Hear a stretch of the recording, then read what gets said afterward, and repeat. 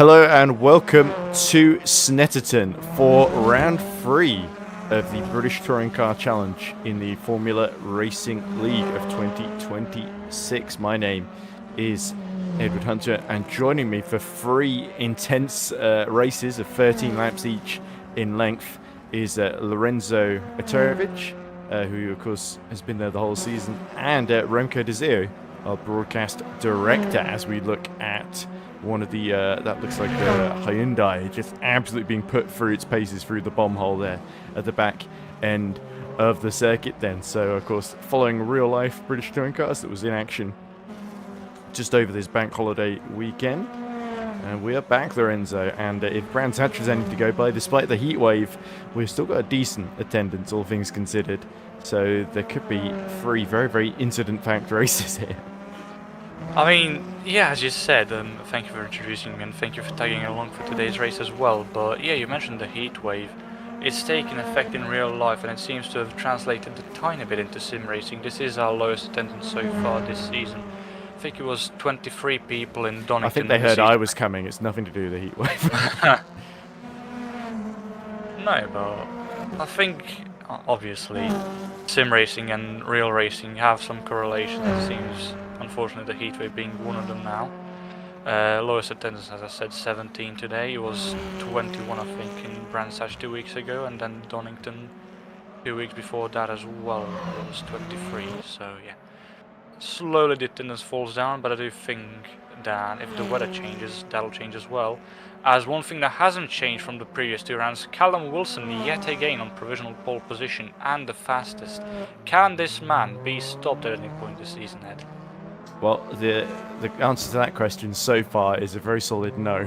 But everyone's going to get as close as they can, and if we're just in for a battle for second, then let's make it the best battle for second we've ever seen. And as we see at the moment, next fastest is Carlo Messina, who's only 1.1 seconds. I say only 1.1 seconds off in Snetterton terms. That is quite a lot still, as he's. They're all pretty spread out then. So we've got Wilson 150.9, Carlo Messina 152.0, and Jason A. Taylor 153.5. That is your current top 3 at the moment. BMW, Cupra, and BMW, of course. We know the BMW's the rear-wheel drive was the car of choice last time at Brands Hatch Indy. Will that be the case here as we see Miller's Chirzan being a little bit held up by, that looks like the number 32 ahead of him. That would be the number 32. I think Hayden that Sweet. would be. Yeah, it is. It is Hayden Sweet indeed. He's yet to set a lap, and he does so right now. Goes up to P11, 158.213. That is 8 seconds off. 10.5 seconds off, actually. Surely you can do a little bit. At least shave a second or 2 off. I'm sure that people will do better as time goes on, but obviously qualifying is only 10 only 10 seconds, wow. Only 10 seconds, we're being harsh on them here. But it is 10 minutes qualifying. Oh, was that contact in the back? That is, I think 2 BMWs that was. As there was another somebody one. went flying through Nelson. Not the ideal racing line there, but again, just under 4.5 minutes left on the clock, and obviously you can see here what happened there. It's not private qualifying here, it's public qualifying, meaning that drivers can get a bit of a draft from one another, helping them improve their lap times. Now, 4 minutes on the clock now yet in qualifying to go through. I think that if drivers are smart and they stick in the draft of someone else, they can improve. And even without the draft, I think they can improve because, I mean, we've seen some of these drivers put on some great performances, and I don't think the pace they're showing right now is quite indicative of their true skills. Well, I think Callum Wilson's the only one that's really put in super clean laps and absolutely excelled, and that's why he's got the huge lead that he does at the moment. Of course, longer circuit than Brands Hatch Indy, so that's why the pole margin is a bit more vast. Callum Wilson's got a bit more track distance to show his skill, but yeah, we saw a good example there of the public qualifying session method. If you're being held up by the cars in front, simply use the car in front as a ramp and go over it. That seems to be the solution to traffic management here, which is unconventional to say the least. It's not good in a suspension, but if it works for you, it works for you. As we see Hayden Sweet's about to complete another lap, and he's got, is that one of the Speed Eagles machines just going around the outside of him into turn 1. think that is Artur Drobnik indeed, who just went around the outside of them. And Hayden Sweet, he did also improve his lap time to 56.5. So there's a 2-second improvement, but he is still 5.5 seconds off of pole position. Sergei Soroka, though, he's improved in both Sector 1 and 2 so far. Green, he's currently 5th, but 2.8 seconds down on Callum Wilson. BMW and BMW, can the Ukrainian topple our championship leader so far? Well, he's certainly going to give it a good try then as he comes through the final corner. Murray's always a bit of a difficult because you go through Coram, the long right-hand exiting the bomb hole, and you suddenly tighten up into Murray's. We've seen in rFactor particularly a lot of people flipping over the curbs through Murray's, as we see Soroka goes third fastest, gets a bit closer to Callum Wilson's pole time, as we see Jason A. Taylor himself gets up to 5th, and Dave Goodway in between the two of them, and the margins, it's only about 2/10 either side then, so very, very close fight for third at the moment, but we've only got less than 2 minutes to go then, so anybody that wants to pump in a spectacular time here is running it very, very late to do so. They are indeed, but one thing I'd like to point out so far, as we're on board with Alan Smith here in one of the Hyundais here today, there are a lot of cars that have been chipped in alongside those BMWs. You've got Carlo Messina in the Soul Cupra in P2 currently, David Goodway in one of the Vauxhalls in P4. So even though the BMW seemed like the strongest car so far this season in these past 2 rounds, they're not still quite as dominant as one would have expected them to be here at Snetterton. A bit wide by Smith.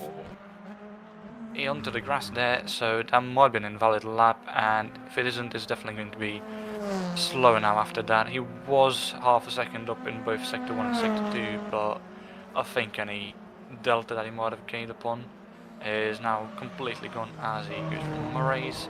He's only got 45 seconds left, and he goes enough into for the one pit more lane. lap? No, he doesn't. He doesn't go into the pit lane, he goes for one more lap.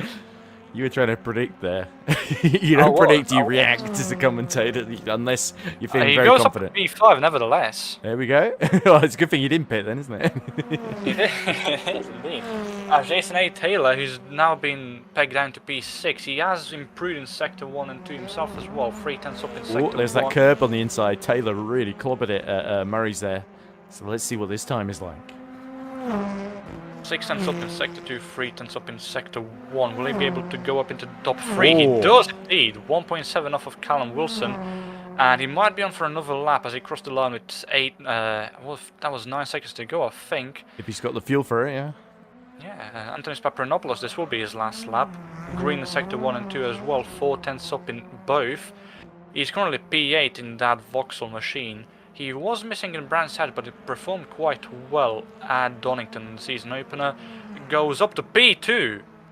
Here we go, very impressive. Just a second off Callum Wilson, the only driver anywhere near Wilson's time at the moment is Messina, a 10th behind, just missing out of the early effort for P2 has been thwarted then as Wilson is a little bit down on his best, but up in the middle sector particularly. So, he's going to lower the pole time once more, surely. Yes, there we go. Gained another 10th then, 150.8. That was quite a nice lap. I mean, it was yellow in Sector 1, but purple in Sector 2 and 3 completely nullified that. And, yeah, Callum Wilson yet again quite comfortably on pole, 1.1 up on Antonis Papranopoulos in second. Marcin Morel currently in 8th place in that Toyota. Quite an underwhelming round for the Polish driver last time around in Brands Hatch, and goes faster this time around but stays in P8, so P8 at best for him. Artur Drobnik, also an underwhelming round for yet another Polish driver here. Is that Smith up to P5 there of his final effort? It was indeed. We completely missed that, as Artur Drobnik also managed to jump up one position to P9. That's Sergei Soroka in the grass, escaping back in the pit lane. I think he was completely done. And everyone's crossed the line now, and I don't think we've seen any of the improvements, so I think qualifying as is done and over with, and this will be our starting grid for the first race. Callum Wilson in P1 yet again. Antonis Papranopoulos in P2, Carlo Messina P3, and then Jason Taylor in the second of 3 BMWs in P4. Alan Smith P5, very lovely qualifying for him there. Sergei Soroka P6, Dave Goodway P7, Martin Morrill P8, Arthur Drobnik P9, and Tom Brunel in P10. In P11 Milos Cherzan, in P12 Hayden Sweet, in P13 Doug Wickens, in P14 Jordan McGonigal, so only one of the McGonigals here today, as opposed to Brent Satchway was both of them. Abdullah Arayewun in the Soul Infinity in P15, Daniel Irwin in P16, John Woolridge P17, and Mitchell Sterenberg joining very, very late and unfortunately not being able to set a lap time. So he will be required to start from P18. Yeah, there you go. An interesting grid in prospect then. As I was seeing Pepperinopolis and Goodway completing their laps in the background, I saw the Vauxhall with sort of dark blue and fluorescent yellow livery, and I thought it looked a bit like a Vauxhall Astra police car, but which I've seen on the road a couple of times. It's one of their favoured vehicles of choice, but nope, it's just the BTCC livery. But anyway, yeah, the other thing I was thinking about as well is what you said early on, Lorenzo, about Snetterton. Well, not about Snetterton. It was actually about sim racing and real life being sort of transferable skills. And I think there's a good example of that in real life at Snetterton in the support series, the British F4. There was a young driver called Lewis Werrell, a 50-year-old who won race 1 and race 3, I believe. And his first wins as a rookie in British touring cars, and I know him because I commentated on him in a Le Mans Ultimate Championship as well, where he messed up his qualifying lap at Le Mans in a 2 hours 40-minute race, and then by the end of the first lap got up to 5th, and on the final lap he made a move for 3rd as well. So yeah, very, very talented young driver, Lewis Werrell. And yeah, very, very good example of yeah, those sorts of skills. It wouldn't be surprised if he'd be doing a lot of laps on the sim at Snetterton in preparation for his real life race there in the British F4 car. So yeah, of course, touring cars, slightly different kettle of fish, of course, because you haven't got the same downforce. They're not these tiny, lightweight things. They are quite, it is quite rough and tumble. You've really got to force your way through at times, whereas in a single seater, you tend to want to avoid contact. But yeah, not always the case in British touring cars then, as we see the warm-up continuing in front of us. Yeah, indeed. I mean, yeah, as you mentioned, Snetterton. Quite a different kettle of fish between Formula 4 and British touring cars, as you said yourself, but I think, regardless of what cars you drive Snetterton in, be it British touring cars, be it Formula 4s, be it even Caterhams, for example, or saloon cars, Super Tourers, I think Snetterton is just such an enjoyable track to drive around in most cars that, if you think about it, it almost feels underutilized on account of how enjoyable it is to drive.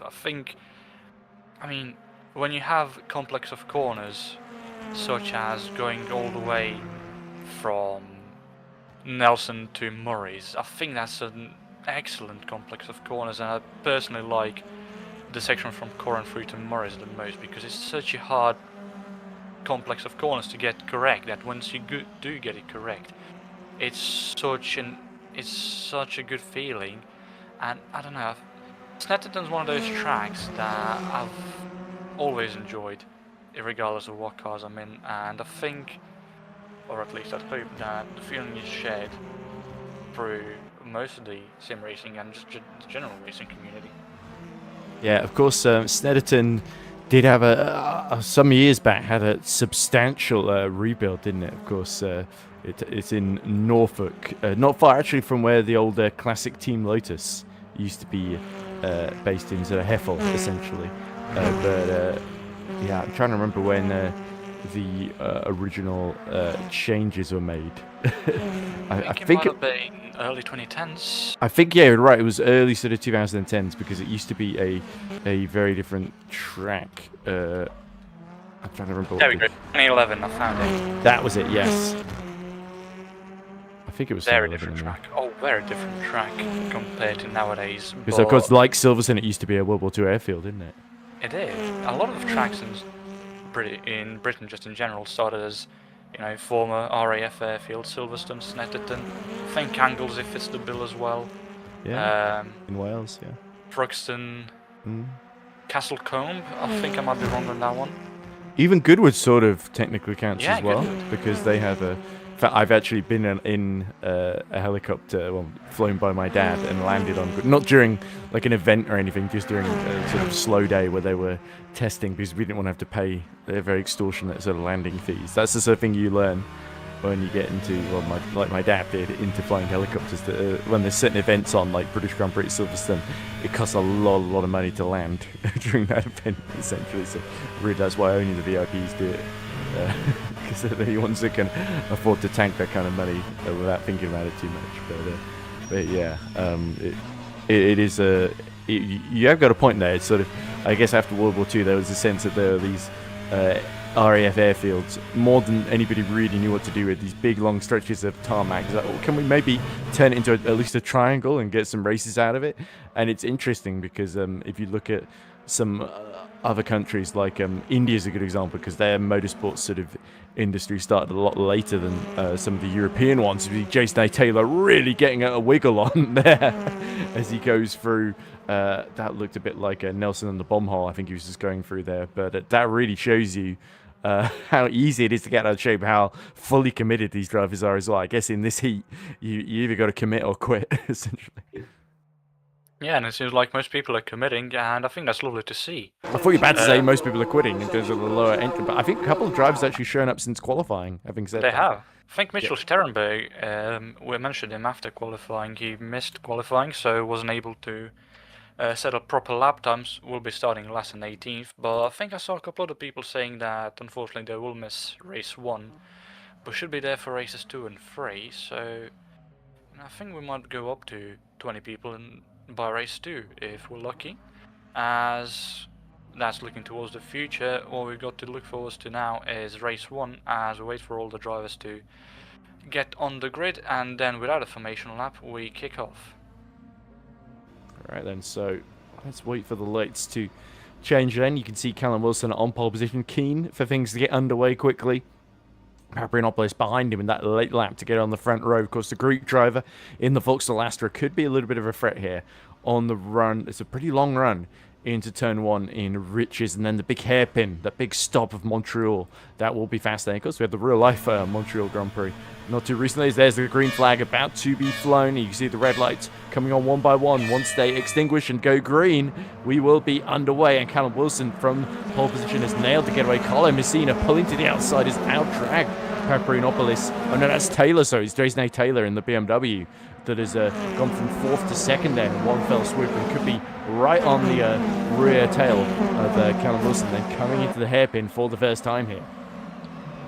Not quite, but again, we saw Carlo Messina very slow on the start, and that's 3 rounds running now for the Italian to have that issue.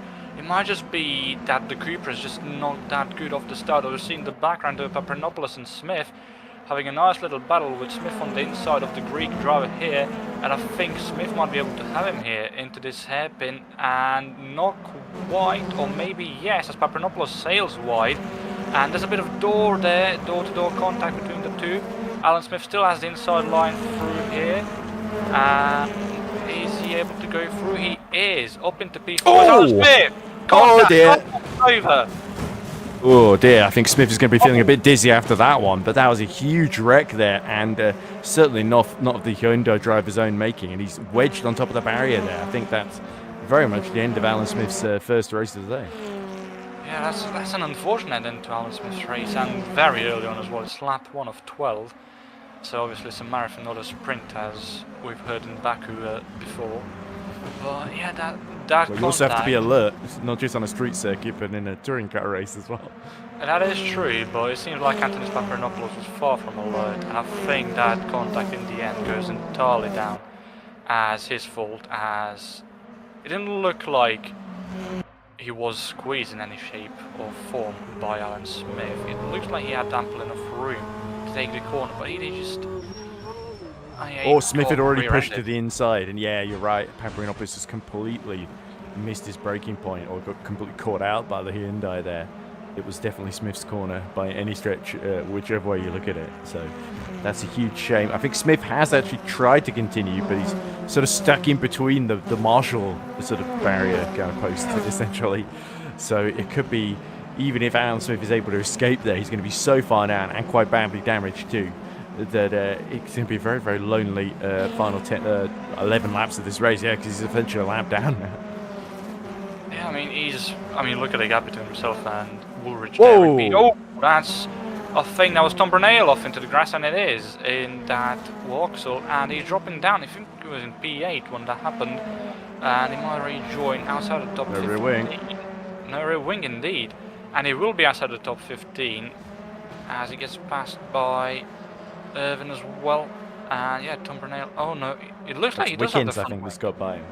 It's the rear wing, I was saying. There isn't really a front wing on these guys. Oh no, yeah, there is no rear wing. It looked like because of the structure that holds it up that it was still there, but no, my eyes have been deceived. Well, I'm not going to make any jokes about your eyesight. Don't worry, Lorenzo. It happens to the best of us. As you see, he gets too far over the curb. The left-hand wheels are lifting, and then really he's only got half the car that's steering essentially. So from that point onwards, he's out of control. And that's the problem with that sort of high speed. When the car becomes unbalanced, you've sort of got to react quickly. Tries to sort of counter steer, but for now he's basically a passenger as poor Tom. Yeah, I mean, what is this? This is lap 3 now in the first race, and we've already seen quite a lot of drivers trying to perform acrobatics. Unfortunately, in motorsports, those don't get you any bonus points, as Tom Brunel collects some coins with him. Not really nice to see that, but nevertheless, the Belgian will have to take his car back into the pit lane now. And yeah, Alan Smith has got back to the pit lane as well. That is impressive in its own right, it must be said. It is indeed, and curious to see whether Brunel and Smith continue on in race 1 with the damage they've sustained. But if they do, that's commendable from both, and kudos to that. Sounds like the people tuning in are enjoying things so far. Jancy Bar says, from what I said earlier about Lewis Rowe, he says, Le Mans Ultimate Enduro at Formula Racing League for sure. We need to get on the same grid as an Enduro somewhere, says DMI. Never root for me, Jan, says DMI as well. That would and be Jan Tom then Brunel, said, I think. and Jan then said top 5 for Tom, and then Tom, that's happened to him. So I think Jan also said no in response to that, and a lot of reaction to the, also with the Papering Opera's Alan Smith incident. Oh my lord, spectacular. So I think Alan Smith certainly gets style points. If it was Trackmania, you'd get that'd be at least a 260 corkscrew, I think, that he did there in his flip. Yeah, I mean, it was an unfortunate accident, but it was definitely a spectacle. And I think Alan Smith is now a lap down. He's out of the pit lane, so he's continuing. Again, commendable by Alan Smith to continue after all of that, even though he's a lap down.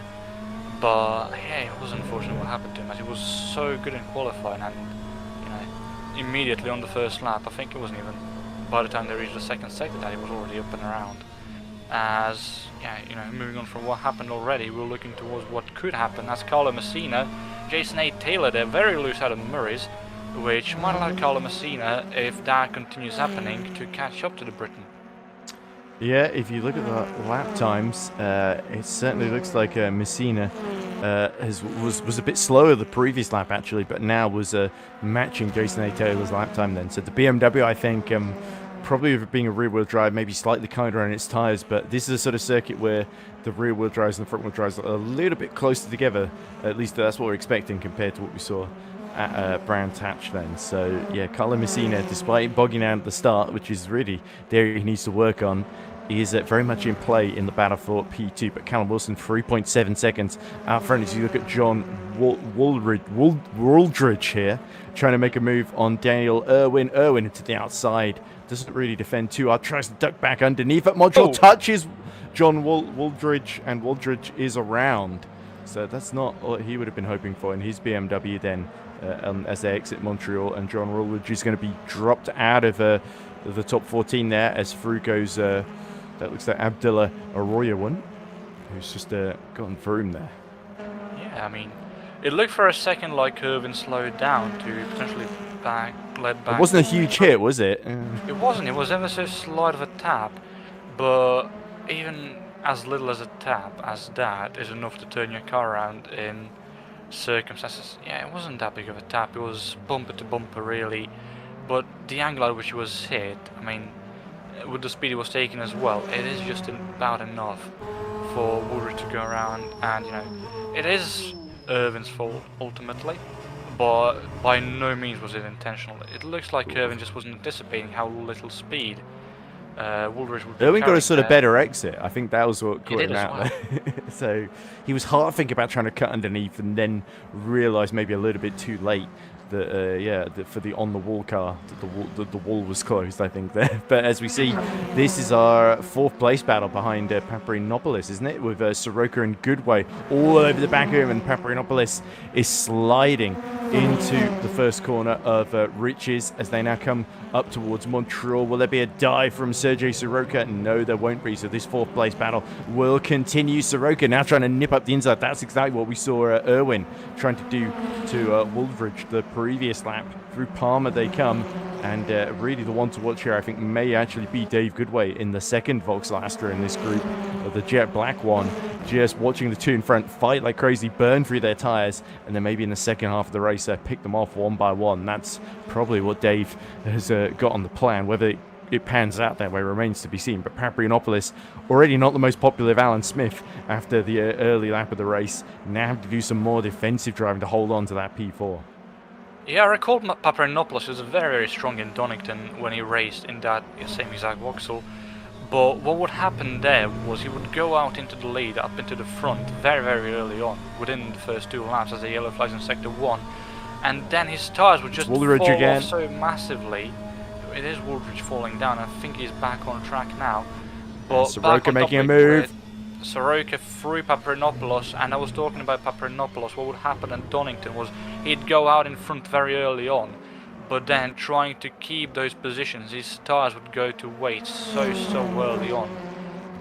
Just about halfway before the race, and that's the point we've reached right now. It's lap 5 of 12 here in Snetterton. And Paparinopoulos seems to be slowing down massively. It could be the tyres now taking effect, as it takes Morris quite aggressively to try and stick with Soroka, but I don't think it'll work for the Greek driver, as Paparinopoulos seems to be not that close to trying to attack here into turn 1. Maybe if he can try and get a move into Montreal, but no, he takes turn 1 so much slower, and I think Goodway isn't close enough either. Yeah, well, you say that. He's almost got the front wheels alongside on the exit of Montreal towards Palmer. Paparinopoulos now has got the inside again. We'll try and crowd, play a little sort of high-speed game of chicken and force Dave Goodway to back out by holding the inside there. And yeah, Goodway didn't want to end up on the grass, so he decides to live to fight another day there. But this, of course, is all playing into Soroka's hands, as he's now able to pull a small but decisive gap over the pair of them. You may also notice in the background, Marcin Morelos having to fend off his teammate, Artur Drobnik. So the two Polish Speed Eagles cars fighting over P7, and about 9 seconds behind them, P9 is a third of our Speed Eagles, which is Milos Cherzan, who of course is holding on to that, one of those last positions in the top 10. Currently our last man in the top 10 is Hayden Sweet, of course. He's done a good job to stay out of trouble in his Ford Focus, and he's holding off Jordan McGonigal by about a second, quite convincingly at the present moment then. So we'll have to see how that pans out as we're at half distance now, Lorenzo. And yeah, Callum Wilson 5 seconds to the good ahead of Jason A. Taylor, which is a somewhat familiar story this season. But yeah, this sort of third place onwards, I think if Messina is starting to fall back from Taylor, that could be good for Soroka. Now he's finally unleashed, where he can start closing that 5-second gap in front of him.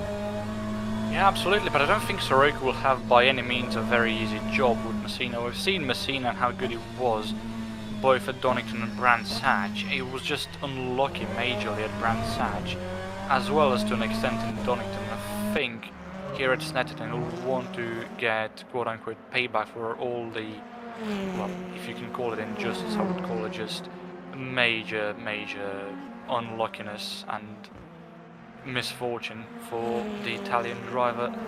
But with third place on the line, I think both of them will give their all. Oh, Goodway very close. There we go, big dive into Montreal there. Is he going to leave the door open for Paparinopoulos to tuck back in to 5th position? Yes, he is. So Goodway was super late on the brakes there, but unfortunately couldn't quite get it stopped in time to cover off the other Vauxhall Astra there. I think Goodway just outbraked himself and went too wide, which allowed Paparinopoulos obviously to just sneak back in and take P5 back. As Mitchell Sterenberg quite wide out of turn 1 there, but keeps it under control.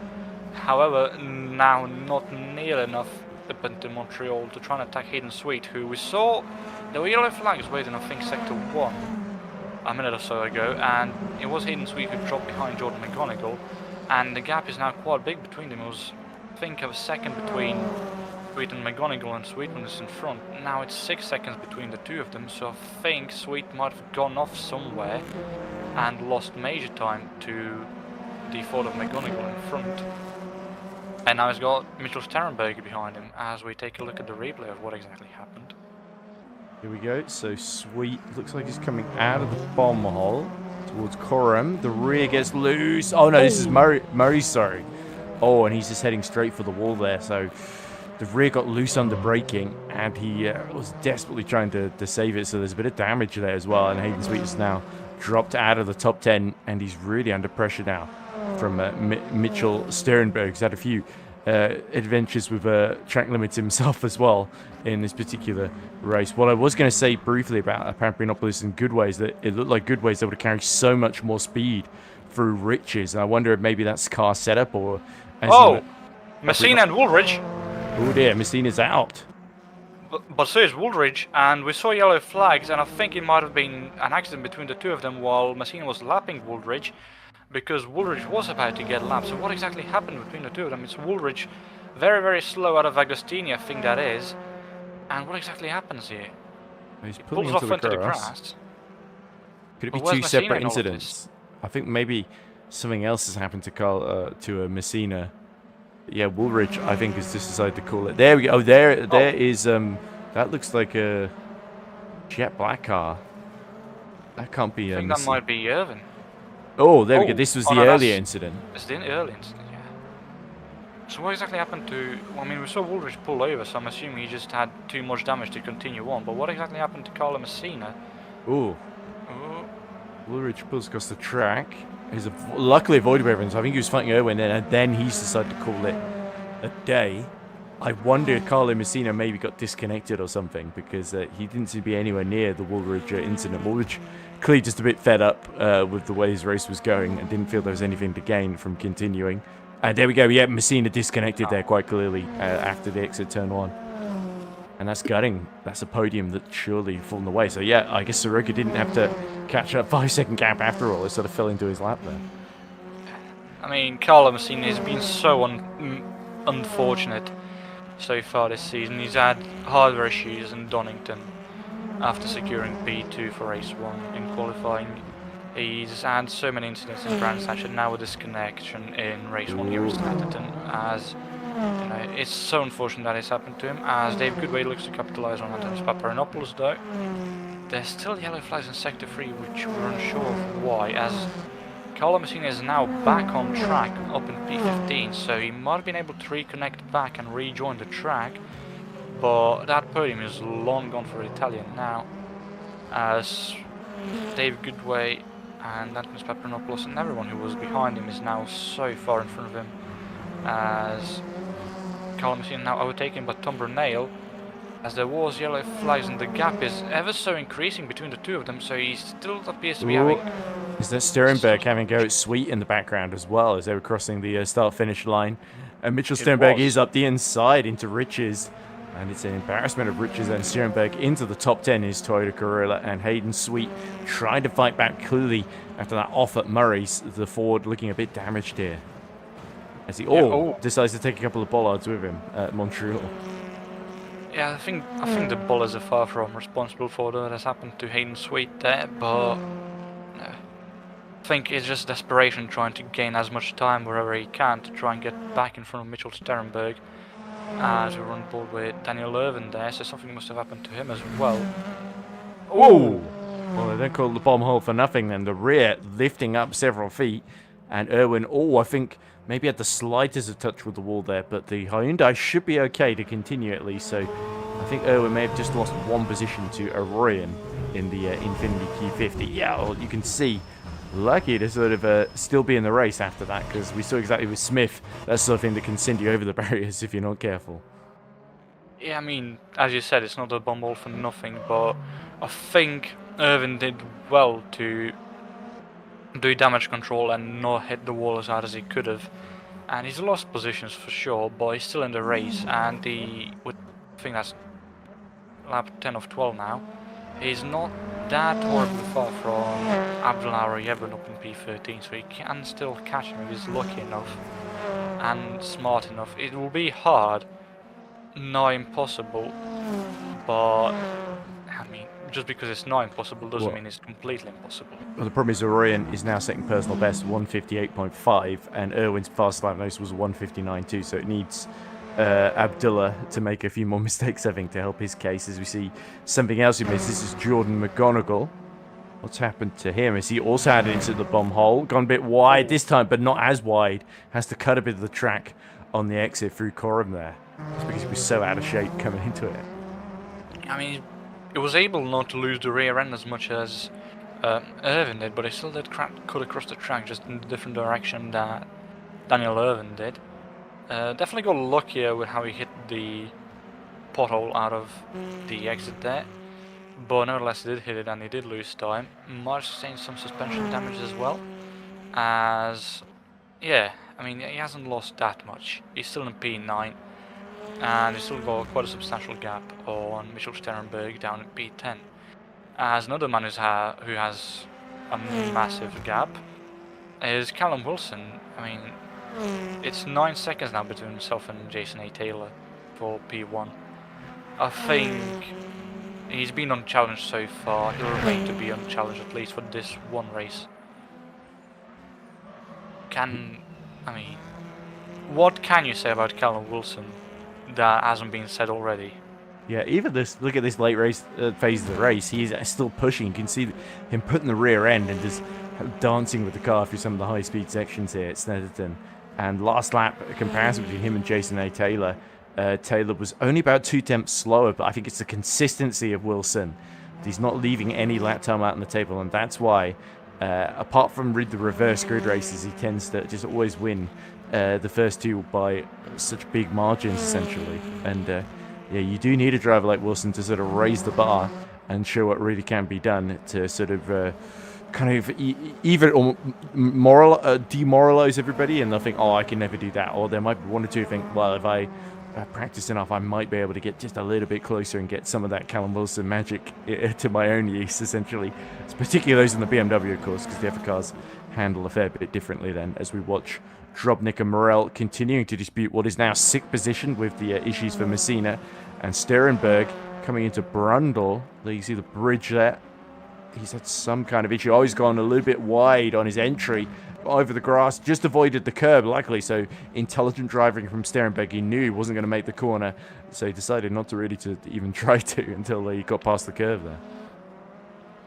Yeah, he got very lucky not to sail wide in the manner to hit the sausage curb, otherwise we would have had some more acrobatics, but that now means that on the final lap, I think this is now, as there's yellow flags flashing all around, I think it's still Carlo Messina having so much internet issues that even though he's out on track, it's kind of like he's phasing in and out of existence. He's in the pit lane, but on the timing sheets on the left hand side, he's shown as being 4 laps down and technically on track. He's not DNF'd. So it's hard to understand really what's happening to Messina here, but one thing that I don't think is hard to understand is, again, turning our attention to Callum Wilson, who I think will be crossing the line not long from now, and I think I saw him there in the background. Although he's not gone through sector 2 yet on time screen, I don't think. Well, unless...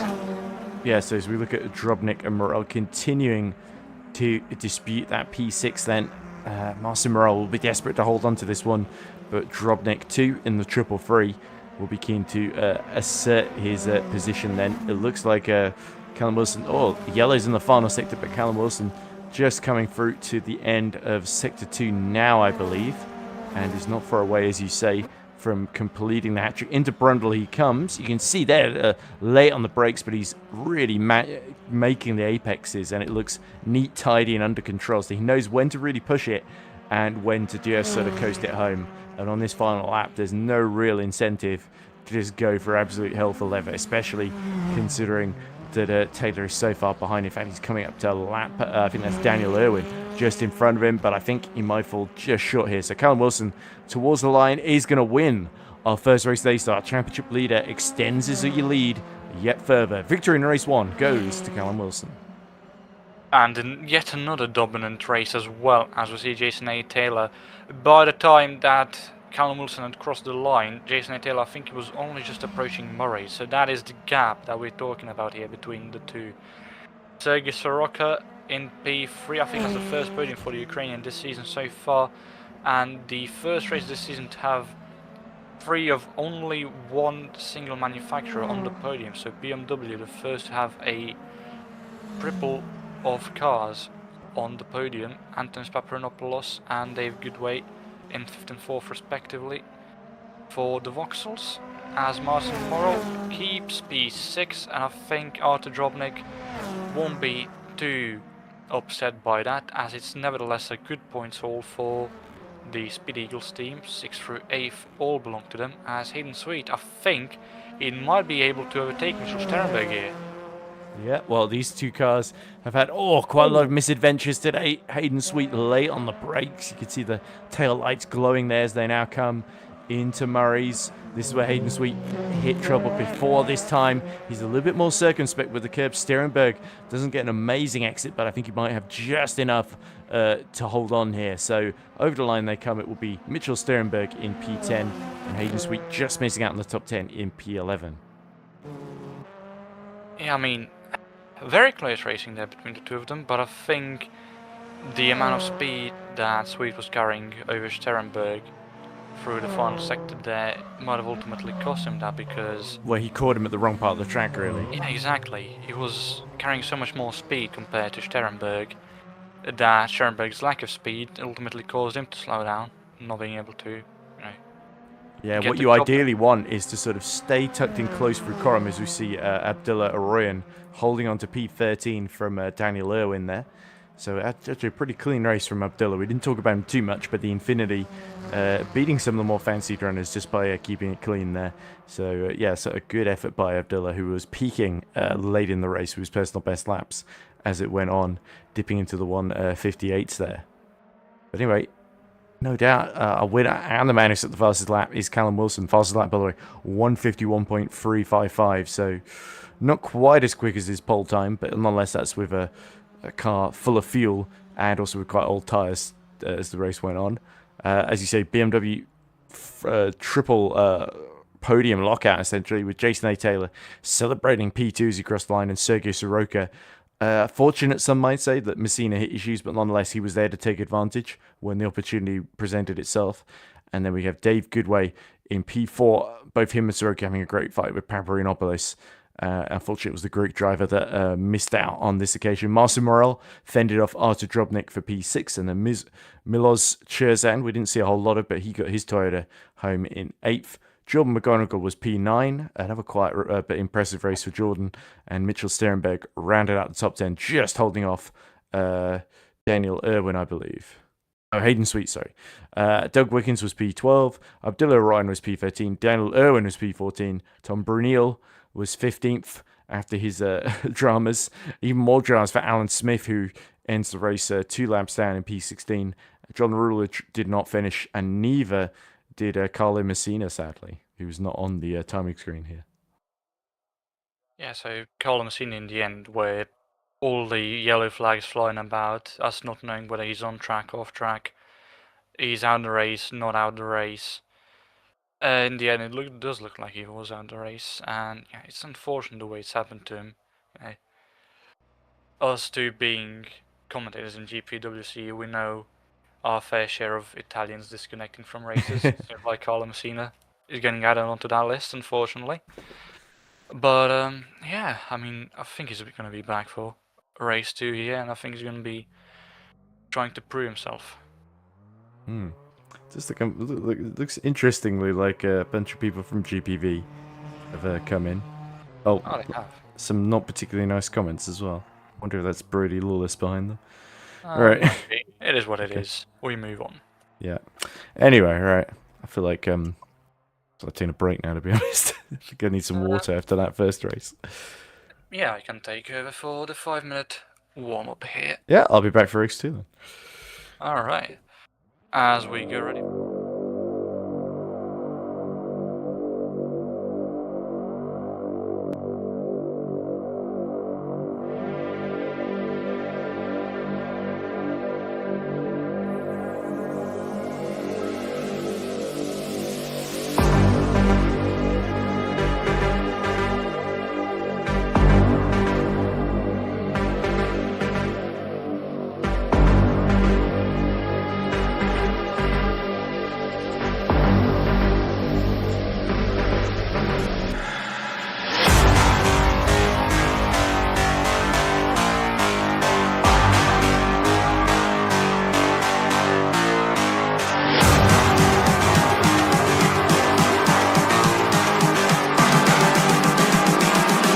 Just calling to say I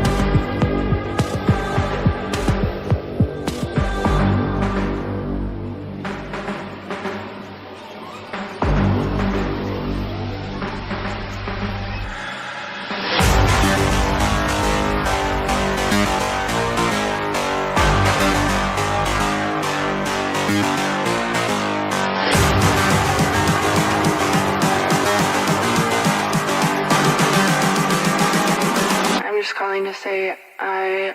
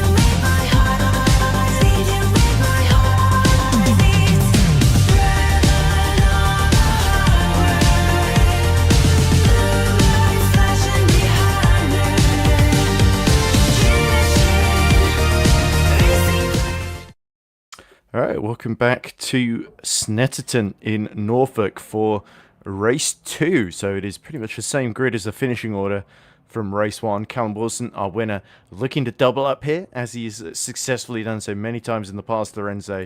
But yeah, there could be a couple of runners further back looking to push forward in this one. Yeah, and I think Alan Smith will be one of them, as will Carlo Messina. Obviously, both of them having, unfortunately... Lights on. Off we go. Lights off. There we go. So Callum Wilson again gets a brilliant getaway, covers off any threat from Jason A. Taylor, who seems to only be close to him at the start of the race, as is the case with everybody else. But Jason A. Taylor looking to try and consolidate that P2 if he can. You can see Dave Goodway once more in a fight with Paparinopoulos as they come into Montreal. The Greek driver trying to get the Voxlaster around the outside, but finding the way blocked. And nearly Marcin Morel making contact with him on the exit there. It's really near the back where it's getting very interesting. Carlo Messina struggling to make progress here, but Alan Smith is up to P14 already, fighting away with Tom Brunel. You can see on your screen immediately in front of you. Yeah, and Tom Brunel is one of the people who was very unfortunate with how he treated the track and the track treated him in race 1. I think he'll be looking to gain back the positions he lost in race 1. He was up in the top 10. Currently in P30, and I think he might be able to make his way up a tiny bit through the field. Ooh, and get Doug back Wickens! To where it was. Doug Oh Wickens. dear. And who's that Wickens is taking with him? Oh, poor Alan.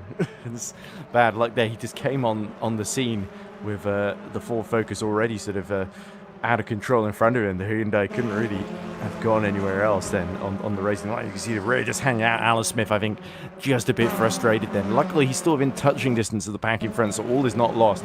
But that's a setback he could have done without. Yeah, I mean, Alan Smith he's been so unlucky. It's the same section of track as the race 1 was. Doug Wickens loose on the rear and just collects Alan Smith with him. It's a corner earlier than in race 1, where Alan Smith got collected. This time it wasn't as egregious, but he was collected nevertheless, and it's going to hamper his progress up through the field. You've got to feel a bit for Doug Wilkins, because he didn't really do it deliberately at all. As we see the two focuses side by side, McGonigal and Sweet, and it's Hayden Sweet that gets the better exit around the outside from Murray. So they will go side by side. We may even go through wide here, because Mitchell Sterenberg is trying to pick off at least one of them coming into the first corner of Riches. Then you can see there is Miller's Chairs and ahead of them all, and all out of shape is Sterenberg, and that actually delays Troy Fraser McGonigal a little bit here and allows Hayden Sweet to escape. As a big dive there. Is that that's the BMW, I think, of John Woolridge. That's create a huge mess as they're stuck together. Oh dear, Sterenberg and Woolridge just hits everybody on exit. I mean, that was a bit of a head loss by John Woolridge there. That was way too ambitious of a dive bomb by himself. There was contact, but I think that was Hayden Sweet.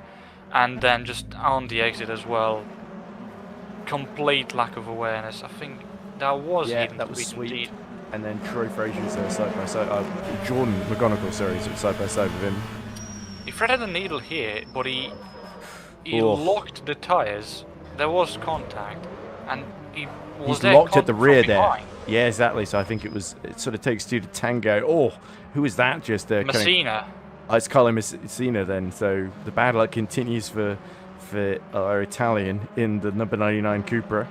But yeah, Carlo will be hoping to use his pace at least to try and catch up with the rest of the pack. He's down in 18th and last again, and this time not really for his own making once again, as we see Callum Wilson just absolutely balancing the rear end out through Coram and into Murray's. It's a little bit like watching a ballerina, a world-class ballerina, just absolutely just finding the edge of the track limits and dancing around in a very elegant style, whereas everybody else is looking comparatively scruffy, especially as they're all fighting each other and they don't have the clear track that he does. Yeah, I mean, Callum Wilson... there's the Sweet in trouble. Sweet. Has he hit trouble at Murray's again? There he is. He's hit again, Murray's. And he clobbers the curb as he rejoins and decides to distribute a few bollards for everybody behind. Yeah, I mean, it seems to be a trouble for Hayden Sweet and Murray's there. As we saw Jordan McGonigal, I think he was taken there by... I think he might have been the Vox. Let's take a look at what happened to Hayden Sweet though first, as the yellow flags flashing yet again. Rear got loose out of Coram. He never even arrived at the corner, really. Murray's. I think the positive here for Hayden Sweet, if there is one, you could call it more of a silver lining, is the impact this time around was nowhere near as hard as it was in race 1. So if there was any damage, I think it's minimal, as Mitchell Sterenberg did look down the inside of Jordan McGonigal into Agostini, but he was too far back to do it. Yeah, quite a lot's happened since we came back from that replay, actually, because McGonigal's dropped to P11, and actually Brunel and Smith are now up to 9th and 10th there. So now you can see there McGonigal holding off Mitchell Sterenberg, who is weaving all over the show, trying to find a way through as they go onto the back straight towards Brundle then, out of Williams. And this is another opportunity then for Sterenberg to sort of set up a move here. But yeah, you can see Smith and Brunel have got the pace to pull away here if McGonigal holds up Sterenberg. Oh, and I think they will as well, because Jordan McGonigal seems so much slower there through Brundle compared to Mitchell Sterenberg, and you can ever so slightly see Smith and Brunel peeling away. Not by much, but little by little, it becomes quite a lot. And I think Sterenberg ideally is going to try and get past Good exit from Smith here. And he's going to get a lot of gain in the slipstream here behind that Vauxhall Astra of Tom Brunel. Silver, red, blue and black in front of him, but the orange and black of Alan Smith in the Hyundai looking to make good on what's been a relatively clean... Oh, slides the rear out into Riches there, trying to just move around to the wing mirrors of Tom Brunel, but Brunel not taking the bait. Oh, to the inside goes Alan Smith into Montreal there, and he's covered off the Vauxhall. So it should be Smith with the inside into Palmer, and indeed Brunel can see which way the wind is blowing and decides to tuck in and follow Alan Smith as they try to catch that 3.7 second gap to Milos Cherzan, first of the Free Speed Eagles in front, or last of the Free Speed Eagles in front of them, I should say. Yeah, and it's a lovely move by Alan Smith on Tom Brunel as well. As we see Mitchell Sterenberg thinking of a move on Jordan McGonigal as well. McGonigal outbraked himself there into Agostini, you're right. Might be a move on here, and it might be as McGonigal goes wide as well onto the grass, and that makes the job easier for Sterenberg, up into P11 for the Dutchman in the Toyota. Yeah, McGonigal's really trying to hold it around the outside into Hamilton, and unfortunately, not only is there a lot less grip out there, but it's also a bit bumpy. Oh, Sterenberg immediately makes a mistake into Williams, and that's surely going to allow Jordan McGonigal back through. So almost without, just seconds later, Sterenberg undoes all that hard work. Yeah, I mean, he seems to like a challenge for himself, Sterenberg, as, I mean, sarcasm aside, I think he'll get back. There we go, he immediately gets past McGonigal again, as McGonigal is dropping those yellow flags, the gap is increasing, and he's in the grass again. Oh, and through goes Hayden Sweet there. Having just passed Abdullah. Oh no, I think Jordan McGonigal and Sweet within about 1.3 seconds. That was Doug Wickens going through there. So here we go, this is what happened to Jordan, into Brundle and Nelson. Oh, just lost the back end, just a little too deep. Avoided the curb, luckily, but then goes over the second curb. So has to sort of wait to rejoin where it's safe to do so. So, yeah, unlucky for Jordan McGonigal. He could have risked it a bit more on the rejoin, I have to say, because he let a lot of drivers through Woodridge. There was a 2.4 second gap between Sterenberg and Woodridge. So I think he was playing it ultra conservative stuff. Three almost identical Ford Focus cars in blue and yellow are all going to do battle here. So this is McGonigal, Wickens and Hayden Sweet. So Jordan has already got back in front of Doug Wickens here.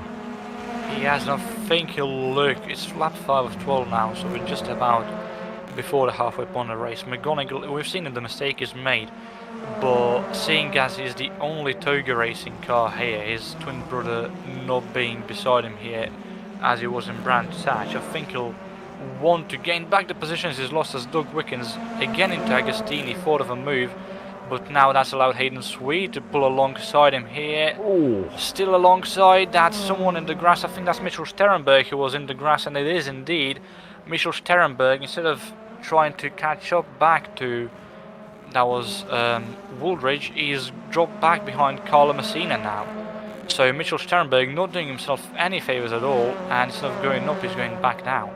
Yeah, I think steering back, you could sort of understand if you've not practiced Snetterton all that much and it's the middle of a heat wave where you'd be trying to go just a little bit too much speed into corners like Odgies and Williams, where you sort of think you can go faster than you actually can in these touring cars sometimes. So there's always see Hayden Sweet going just a little too wide on exit, and he's going to undo all that hard work. It's going to be Doug Wickens that goes back through on the inside into the bomb hole there. So, yeah, not so sweet for Hayden there, but Doug Wickens taking advantage and capitalizing. Meanwhile, Dave Goodway has been half a second of Sergei Soroka in the fight for P3. We've not been paying too much attention here, but Goodway has been putting Soroka under pressure here. Soroka, of course, got the better of him as they both passed and battled with Antoni Papagiannopoulos. Soroka pulled away from them, but Goodway has got the potential here to nick that final spot on the podium. And you can see they're only about 3.6 lanes behind Jason A. Taylor. And so one mistake, and we've seen how costly they can be lower down the pack. And this picture in the second downwards could all change, I think. It could indeed, and the picture is changing in the back yet again as well. Mitchell Sterenberg, there was no yellow flags, but he's dropped down massively. He's now all the way down in P16 as Doug Wickens and Hayden Sweet are still battling one another. You can see him other side of the road there. P14. Yeah, because Sterenberg just behind them now.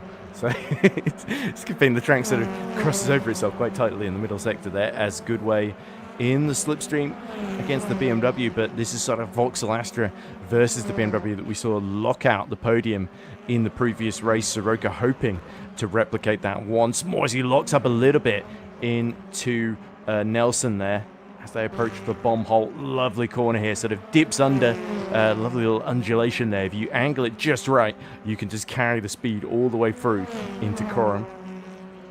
But of course, Murray's coming up, and this will be where Goodway will be looking to take advantage, a little bit hesitant on the throttle there from Soroka, but nothing too dramatic then as they complete lap 6 and begin lap 7 then. And Dave Goodway will have to try and put pressure on Soroka to force him into a mistake here.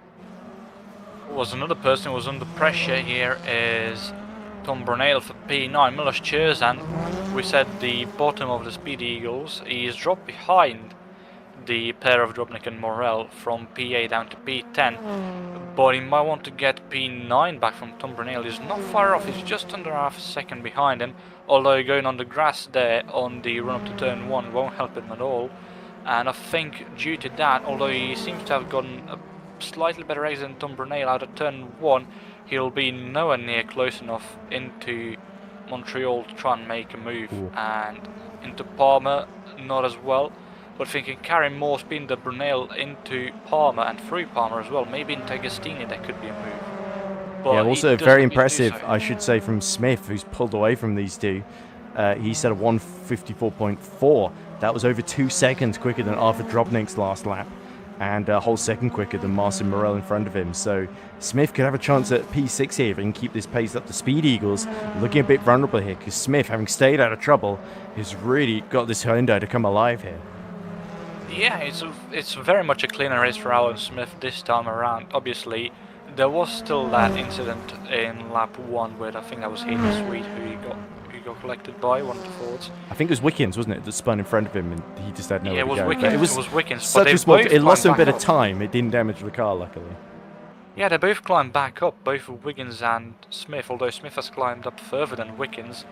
Both of them have recovered quite well, and like Smith catching Morel and Drobnik, Wiggins is also catching McGonigal, and that's Daniel Irvin out of the race, as Mitchell Sterenberg, who we saw drop down massively, has continued his drop. He's now in P17, 4 seconds behind Abdullah Arayevin, so something has gone horribly wrong for the Dutchman in the Toyota that we haven't been able to see. And you do have to wonder what exactly it was, because... Or completely missed his breaking point for Brundle there. So, yeah, clearly just mistakes compiling upon each other. So that's Abdullah Arroyowin, I think, just ahead of him in the Infinity. He tries to dive up the inside and again misses his brakes. So maybe he's starting to ask just a little bit too much of his brakes here, and they are crying enough. Might just be the tyre wear as well, because... I mean, this is what happened, I think, early on when we saw him drop behind the 3-4s and everyone else. Wide. Oh. That was pretty much what Wilkins did on the first lap, wasn't it? It was, but with the caveat of not wiping out anyone with him. Although that didn't lose him the positions to the 3-4s behind him, so he only lost 2 positions there to Messina and Woolridge. But something else happened that lost him the positions to the 4s as well that we won't get to take a look at. Speaking of the 4s, they're all still bunched up very close together, and Wickens, he might not be looking for a move into Agostini, he might be looking for a defense, but Sweet thinks better of it. And this is a bit of a conga line now forming between the 3-4s as Wickens looks to break that conga line, lines up a move on the inside here of McGonigal, but backs out at the last moment. Although that sends McGonigal wide into the grass, Wickens back on the inside now here, and is still alongside between the two of them. Wickens out in front for now, and Wickens stays in front, pulls in front of McGonigal, and that's Wickens in P13. And Hayden Sweet, oh, very close there. Yeah, almost Sweden. Contact looked like between McGonigal and Sweet. Sweet, I think, tried to pull out of the slipstream a little bit too early there. He almost had too good an exit from Williams then into Brundle. Oh, shifting around there as McGonigal very keen to get back in front of Doug Wickens, but Wickens wise to that as they come out through Nelson into the bomb hole yet again. Come the free forward focus cars. And you can see McGonigal. Oh, the rear lifts up, and that's McGonigal surely out of that fight then. We've seen that happen in race 1 as well, and I mean, you kept it out of the wall this time around. I think it wasn't McGonigal last time around, it was Daniel Irvin who did it like that. But yeah, McGonigal surely out of the battle for P13 now. And it's just such a shame to see it happen the way it did. Yeah, and Alan Smith, by the way, just 3 tenths now behind Artur Drobnik. So Drobnik continuing to be caught here, and now this is Colin Messina a bit further down, who's also fought his way just behind Milos Cherzan, who we know has dropped about 5 seconds behind Tom Brunel. So yeah, very much at the mercy of Messina here is Milos Cherzan. And can the Speed Eagles driver at the pole keep the Italian at bay here? Just 3 more laps to go then. And we also got to keep an eye on that Smith-Drobnik battle, because that is very, very tight, as well as wide goes Cherzan. I think Messina not quite able to capitalize just yet, though. May have had to slow down in the wake of the Speed Eagles. Toda side by side as they come into Williams there, and Messina sort of finds himself on the inside, but not able to carry quite as much speed, so they'll be still side by side as they come into Brundle. This could be very, very close, Lorenzo. I think Messina, he does pull behind Cherzan. They think it's better of a move on the outside of Brundle, and I think he'll keep following Cherzan very, very closely. He goes on the grass there, and I think Messina still not able to pull alongside him here. And I think Cherzan is safe for just a slight bit longer. Ooh, but I think on the front stretch, Drobnik. I think Messina will have him, and I think Smith has gone past Drobnik. He's gone past Drobnik into Murray's, I think that was. So either Drobnik made a mistake. It might have been the exit of Murray's there. So yeah, I think as we see Smith carrying on his merry way and hoping now he can catch Morel 4 seconds up the road before the end. Messina, though, tucked in right behind. This is going to have to be a late move up the inside into turn 1. And will it be covered off? Yes, it will. Colin Messina just didn't quite have the straight line speed to get one over on Cherzan. And so 10th place, tantalizingly, just out of reach unless Messina can make something happen here. I think Messina might be able to make something on the run up to Brundle.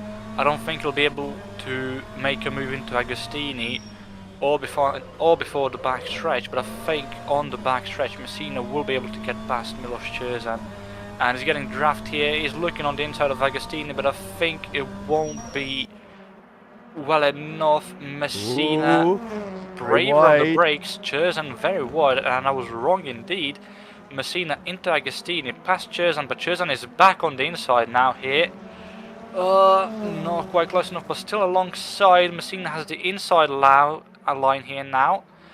And Messina looks to have solidified himself in P10. Although Cherzan comes back yet again, looks to the inside, just barely avoids contact between the two of them, goes onto the grass, and I think that's the end of that for now. Carlo Messina up into P10. Here we go. Oh, this was Sweet still fighting away with Doug Wickens here, and Wickens cannot break away from Hayden Sweet here, and they've both dropped McGonigal after he's off. We saw dramatically into the wall earlier at the bomb hole. It definitely exploded like a bomb, didn't it? And you see flashing of the lights from Hayden Sweet. He's getting a bit fed up with Doug Wickens here, isn't he? Yeah, he might indeed, but I think if he just keeps his cool, he'll be able to get in front of him because he seems to be carrying more speed. I think he's doing better lap times than Doug Wickens as well in the past couple of laps. So if he just keeps his cool down, forces Wickens to mistake like so, he'll be able to get past him with ease relatively. Going into Murray's now to start their penultimate lap. I think Hayden Sweet. Oh, he might be able to get him here on the front straight as Wickens goes wide. Yep, here we go then.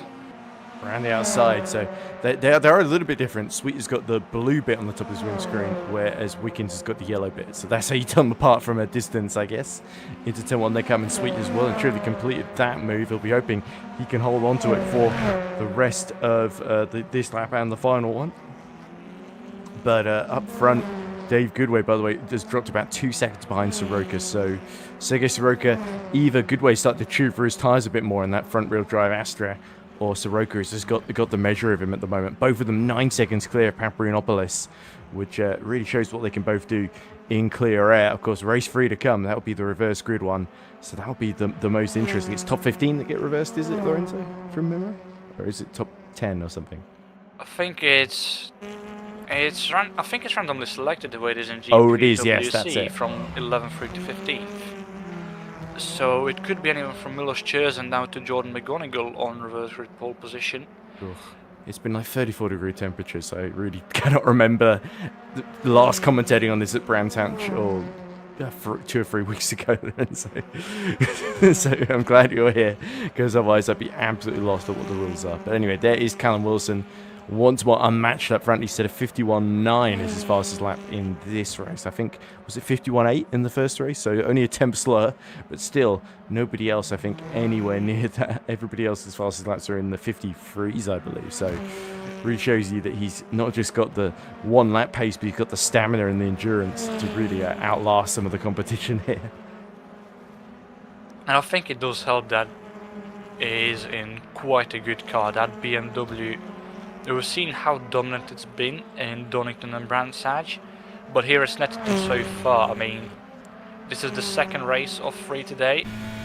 All 6 positions so far on the podium have been BMW cars, so obviously Callum Wilson helped a bit by the fact he's in such a good car, but I think even if he was in something like an Infinity, with no disrespect to the Infinity manufacturer or the people driving the Infinity, I think it would be equally as good as he goes around the bumble and approaching Murray is quite loose there on rear, and now going through Murray's for the last time onto the front stretch. Callum Wilson, yet another dominant win, even more dominant than in race 1. It was 10 seconds then, it's 12 seconds now. Can he make it 14 seconds in race 3? Will be interesting to see, as Jason A. Taylor rounds Murray as well and approaching the finish line to get yet another P2. You know, best of the rest, and I think quite comfortably so as well. He's celebrating it more than Callum is. I think Callum is more routine for Callum at this point, as there we see Sergei Soroka will fend off Dave Goodway for that final spot on the podium by a second. So Goodway regrouped at the end, but not quite enough to overcome the third BMW. Yeah, and Antonis Paparanopoulos in the other Vauxhall in P5. Quite a lonely race for him after getting passed by Dave Goodway. But, you know, maybe sometimes lonely races are for the best, because it just means you're on your own and any mistake you make is of your own. And, you know, just do your own race, and it turns out well in some examples, like Antonis is here, where he got P5. Yet another good points haul for Speed Eagles, with Morrill and Drobnik in 6th and 8th. But Cherzen all the way down in P11. Hayden Sweet, he's caught up to Jason Woolridge here. John Woolridge, yes. John Woolridge, yeah. Flashing lights, he knows he's not going to catch him, so there we go. Hayden Sweet recovers to P13 after triumphing in the Ford Focus battle, but not quite able to beat our other BMW of Woolridge, who I think has a much better race 2 than race 1. As indeed, that was one of the Speed Eagles there. Cherzen was ahead of them, yeah. And this we're looking at Abdullah Arayewin, who got passed by Mitchell Sterenberg. In the end, we missed that, but Abdullah Arayewin, who will He will be our last finisher today in that Infinity for race 2, and that means race 2 is fully over, meaning our results are as It does look like a follows. police car, that Infinity. It does. It might be intentional, and I do like that, to be quite honest. But yeah, moving on from liveries. Callum Wilson, yet another dominant win. Jason A. Taylor, second place yet again. Sergei Soroka, third place yet again today. Dave Goodway, fourth. Antonis Papranopoulos, fifth. Martin Morrill, sixth. Alan Smith recovers well up into P7. Arthur Drobnik, P8. Tom Brunel recovers well as well up into P9. Carlo Messina does so as well up to P10. In P11 was Milos Cherzan. P12 John Woolridge. P13 Hayden Sweet, Doug Wickens and Jordan McGonigal in P14 and 15 as well in those other Fords. Mitchell Sterenberg in P16, and last of our finishers, Abdullah Aryevun in that Infinity, meaning Daniel Irvin, our sole retirement of race 2. And yeah, I mean, now that's all is left is to wait to see who's going to be on reverse grid pole for race 3.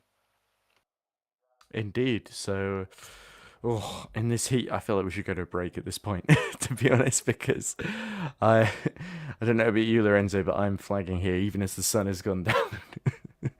but yeah, there we go. So, fascinating to see if it can be 3 in a row once again for a runaway winner once again, or if somebody else can take the fight to him. We will have to see. We will indeed, and before we go on that short break, we have found out that I was wrong. It is actually P6 through to P15 who is randomly chosen for reverse grid pole, and it was P7 who will be on reverse grid pole, meaning Alan Smith, after that horrible race 1, will be starting from first place here. Exactly. Proves exactly why you should never give up then. So, when we come back, we'll be ready to go for our third and final race of the night, where Alan Smith will start from pole position.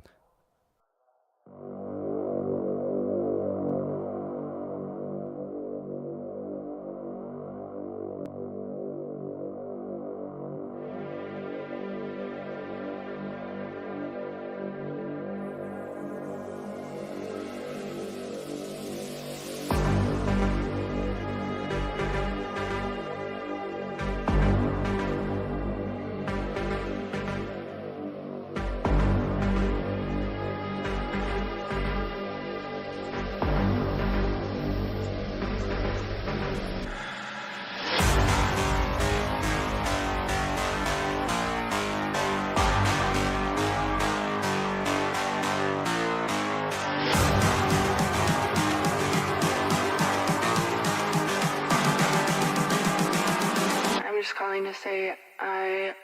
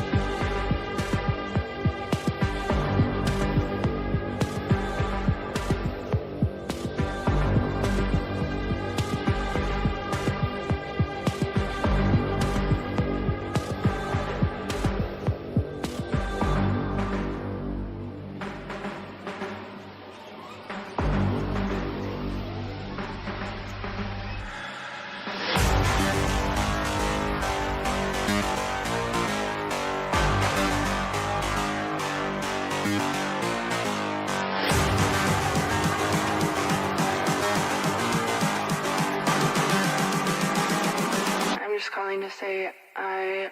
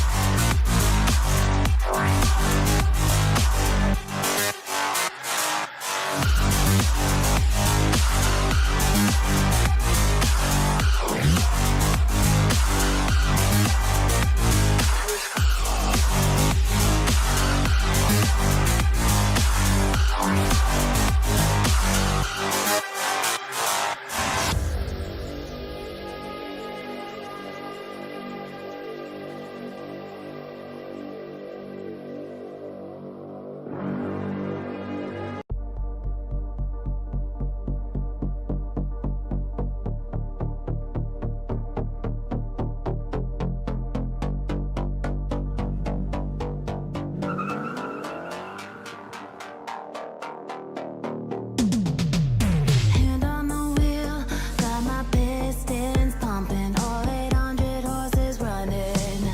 Oh baby. 125 in the middle of the night, got my engine thundering. Dream machine, racing queen. All right, okay, 2 races done, 1 to go. 12 laps of reverse grid action coming your way, and it's the top 7 reverse. So our serial winner, Callum Wilson, will start P7, but Alan Smith, who started the first race of the day being tipped into a massive barrel roll by Antoni Paparinopoulos, he's going to start on pole position with Marcin Morel in between them on the front row then, Lorenzo. So we are set up very, very nicely. Will Paparinopoulos be tempted to repeat history, or can Alan Smith escape before Callum Wilson shows up and spoils the party? Yeah, I think Callum Wilson, obviously, with only 7th upwards being reversed, will have a bit of an easier job compared to Brand Satcher. I think it was P11 upwards who got reversed. But yeah, I think despite the fact there's going to be less people to get by, it won't be any easier of a job, especially if Alan Smith and Jason A. Taylor, who are in front of him, can step up their game, and I think they can and will. Not to mention he's got Antonis Paparinopoulos in front of him as well. As the flag is up, the lights are getting turned on. And they're green. off. There we go. So a pretty equal air, but look, Wilson immediately stands out from the 4th row as he shoos through the middle of the pack, gets up to 5th already. That's 2 places gained. You can see Paparinopoulos, being immediately attacked by Callum Wilson, who's going for P2 at the first corner of the race. That's 6 cars cleared already. You said it wouldn't take him long. Smith has tried to escape up the road to the tune of a second there, but Wilson is just absolutely, it's like a man who's got a kind of predilection for winning. He just cannot stop eating these sweets, and he's eating every car in front of him as we see the pack now shuffling into formation behind them. So it'll be Smith, Wilson, Paparinopoulos, and then Jason A. Taylor under attack from Sergei Soroka, who's trying to go around the outside of Taylor. Morel from 2nd is now down to 6th. Dave Goodway is down to 7th. He's not had a great start. Artur Drobnik is 8th. Tom Brunel is 9th. And Carlo Messina rounds out the top 10 as we're halfway through the first lap. And was that Paparinopoulos going wide out of Hamilton? I think it might have been actually one of the Speed Eagles, because it looked like a Toyota from far away. Actually, no, that was Agostini. Sorry, I think it was Milos Cheers. I'm going wide out of Agostini. It looked like a Vauxhall to me, but either way, Paparinopoulos stays where he is. So no big change there, as he has actually, if anything, pulled away slightly from Jason A. Taylor. But the BMWs of Taylor and Soroka will be a threat here to Paparinopoulos and potentially Smith if Wilson can clear him quickly. You see our top 3 still bunched in together, and Paparinopoulos does well not to take out Wilson there into Nelson. And I think Paparinopoulos is going yet again for the attack that we've seen him do in Donington, obviously missing Brand Satch, as John McGonigal and John Woolridge lose their positions to Sternberg and Brunel respectively. But moving back to Paparinopoulos, as we take a look at Doug Wickens battling with Mitchell Sternberg for P14. Whoa! And Wickens is gone, and Sternberg over the curb. There we go. So Wickens out of control, and so too Sternberg, who's just gone straight on into the wall with the front tyres in the air. He didn't have a whole lot of steering at that point. Yeah, but Artur Drobnik has gone into the pit lane as well at the end of the first lap, as Abdullah Rayevun and Doug Wickens. So Pendy maybe. drive-through penalty looks like for Artur Drobnik. What about Abdullah Royevin? Was it the same for him? Because we didn't get any messages about them jumping the start, and it was indeed a jump start for both Drobnik and Royevin, meaning obviously drive-through penalty. Doug Wickens though, no drive-through penalty for him. He goes into the pit lane for repairs, but Sternberg has a penalty as well, I think we've heard, as Doug Wickens. Well, he would have cut quite a big portion of the track. Oh, Taylor has a penalty, so that would be Taylor? Jason A. Taylor. Sorry, we heard the wrong thing from broadcast direction. So there we go. So yeah, Jason A. Taylor in P4. I think, you can tell getting a bit screwed, so he must know about the drive-through penalty he's got to serve then. So it's not too disastrous for Taylor because it's so early on, he could recover. But it's certainly a setback he could have done without, and it's going to hand Soroka P4 here, and it'll be relief to Paprianopoulos, who can now just focus on attacking Callum Wilson. So our top three still bunched together. 1.3 separates Smith, Wilson, and Paprianopoulos. Yeah, and I think Paprianopoulos, again, I mentioned him before, as we got sidetracked by... Whoa! And there's Soroka getting all out of shape, so maybe he's not going to get P4 after all. No, he might get P7 though, or P8, as he keeps dropping down to P10. He's now behind Hayden Sweet, so he'll get P9 at best. Ooh. Instead of getting and there's P4. Tom Brunel also doing some track extending as well. So it seems to be going around, doesn't it? As we see the fighting continue. Whoa, that's Somebody went else. off at Murray's, Cherzan. or was it Cherzan in the speed? Because as Jason A. Taylor comes in to serve that drive-through penalty. So Dave Goodway, after dropping down, I think, to P7 at the start, is now back up to P4 as Taylor comes out in P6. Oh, but it's going to be side by side. That's Morel and Sweet that are going to go past him there. And it's Morel up the inside into P6. Yeah, and I mean, we saw Jason A. Taylor in front. Or immediately on the attack as well. Oh no! And he spun Morel round. So Hayden Sweet. And he's stuck behind him now, and gets free of him. But I mean, that has to be a post-race penalty if reported for... Oh, Wilson takes the Jason lead. Taylor. Sorry to interrupt, but for Agostini, it's Wilson that dives up the inside. Smith ran out a little bit wide there, not quite given the luxury of room, or as much room as he would like at least, and now getting a bit wide, just struggling to keep up with Wilson there. So Callum Wilson picked his moment. Would love to see a replay of that. But that has put Smith down to P2, and Paprianopoulos starting to be dropped by the pair of them. Still a chance that the Greek driver, Antonio Paprianopoulos, can pick off Alan Smith for P2 if Wilson can break away here, and Smith won't get the benefit of the toe down the back straight. Yeah, I think Smith could be quite comfortable in P2 here, because Paprianopoulos, we've seen him before in Donington, he hit through his stars way too early and then drop off from the front all the way down to the edges of the top 5. And I think that might happen here again as we look at Jason Taylor trying to make a move in Sweet and just takes Marcin Morel with him. Unfortunate, but just misjudged the braking, I think. He did, but ultimately the fault is Jason A. Taylor's for collecting Marcin Morel. Far from intentional, but far from not being his fault either. And if reported, I think that's quite comfortably a penalty, unfortunately for him. That's Hayden Sweet getting Murray's wrong, not for the first time, and through goes a very grateful Soroka after his earlier mistake. Yeah, and Soroka now.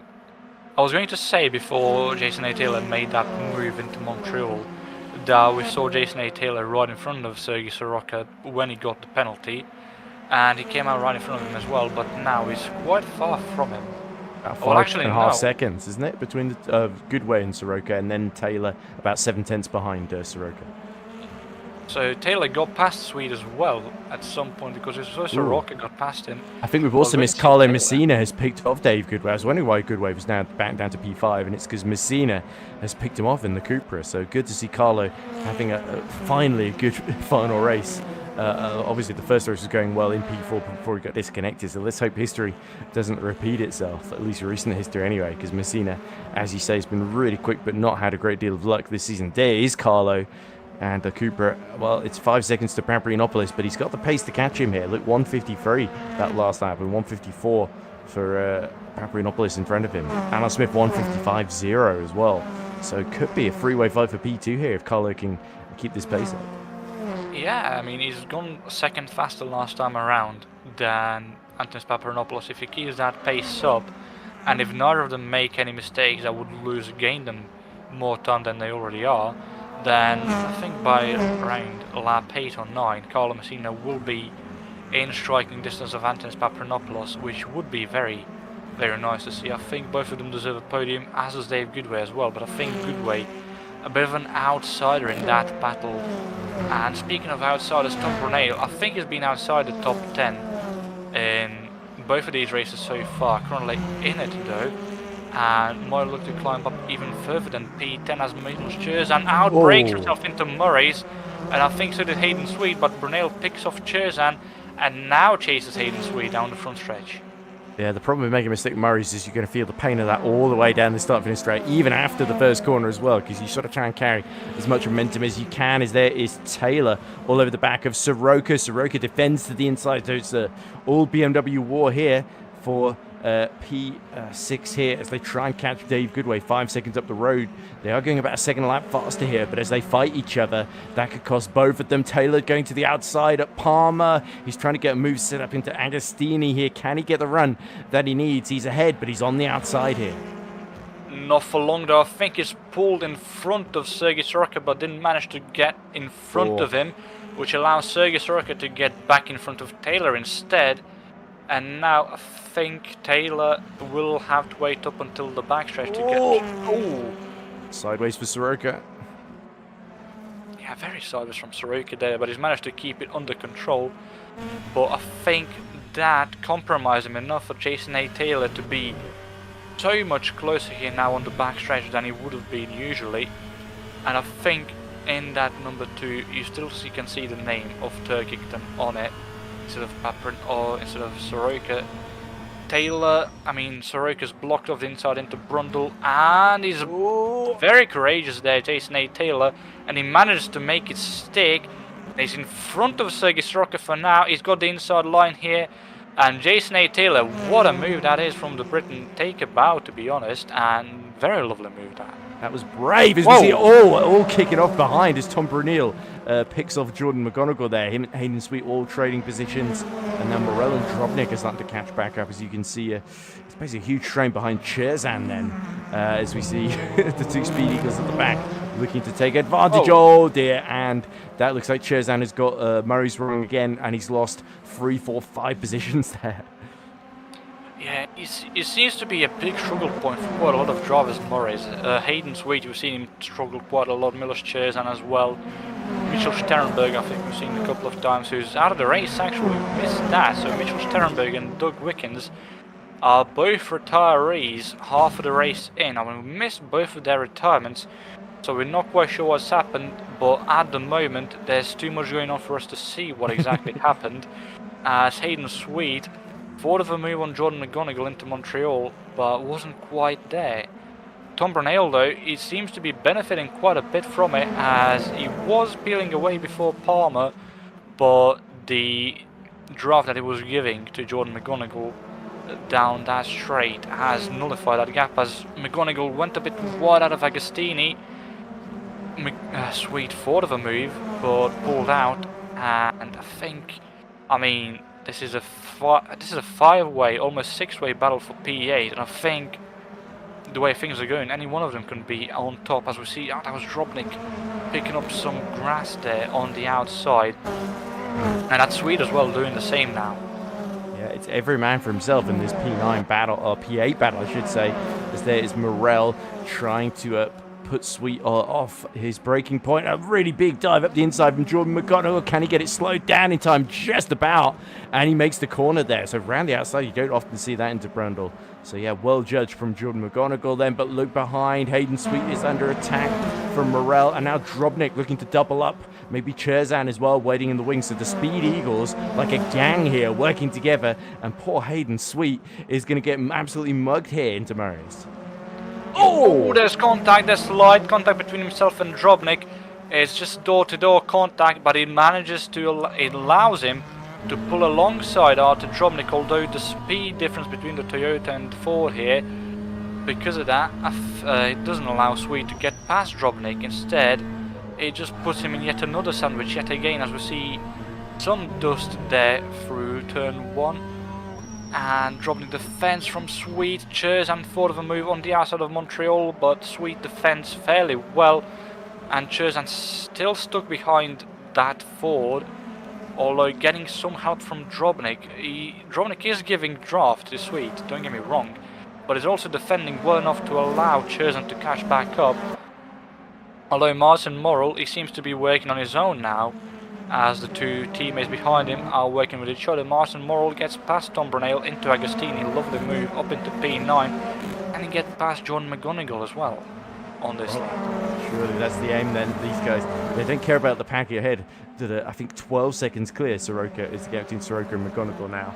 But speaking of which, it's interesting. Dave Goodway is stuck right to the tail of Carlo Messina, who's been gaining about 6-7 tenths per lap on Paparinopoulos and Smith in front of them. So yeah, Smith has sort of got the measure of Paparinopoulos, kept the gap stable to about a second here as we see Morel having another go at McGonigal, but not quite enough speed. As you see, position about to change behind him. Drobnik now fancies a run at Brunel, and Brunel just about holds on and backs him into Hayden Sweet once again then as they approach the bomb hole there. And you can see there in front, Morel is setting up McGonigal. Now he's got a small gap behind. I mean, we can see the gap already between... Oh, as we take a look at Dave Goodway, who's closed quite a lot on Carlo Messina, as you mentioned. He's trying to push Messina along so they can challenge for the podium, I reckon. But how long until Dave Goodway realises there's only a couple laps to go? He's got a shot at P4 here. Yeah, I mean, I mentioned earlier that with the pace Messina and Paparinopoulos were setting, that Messina by around this point or next lap would be in striking distance of Paparinopoulos for that P3. But the gap hasn't decreased, barely if at all. It was, I think, 5 seconds, now it's only 4 seconds. Whoa. Just about as something happened to Hayden Sweet there, I think, because he looked very sideways. slow out of Montreal.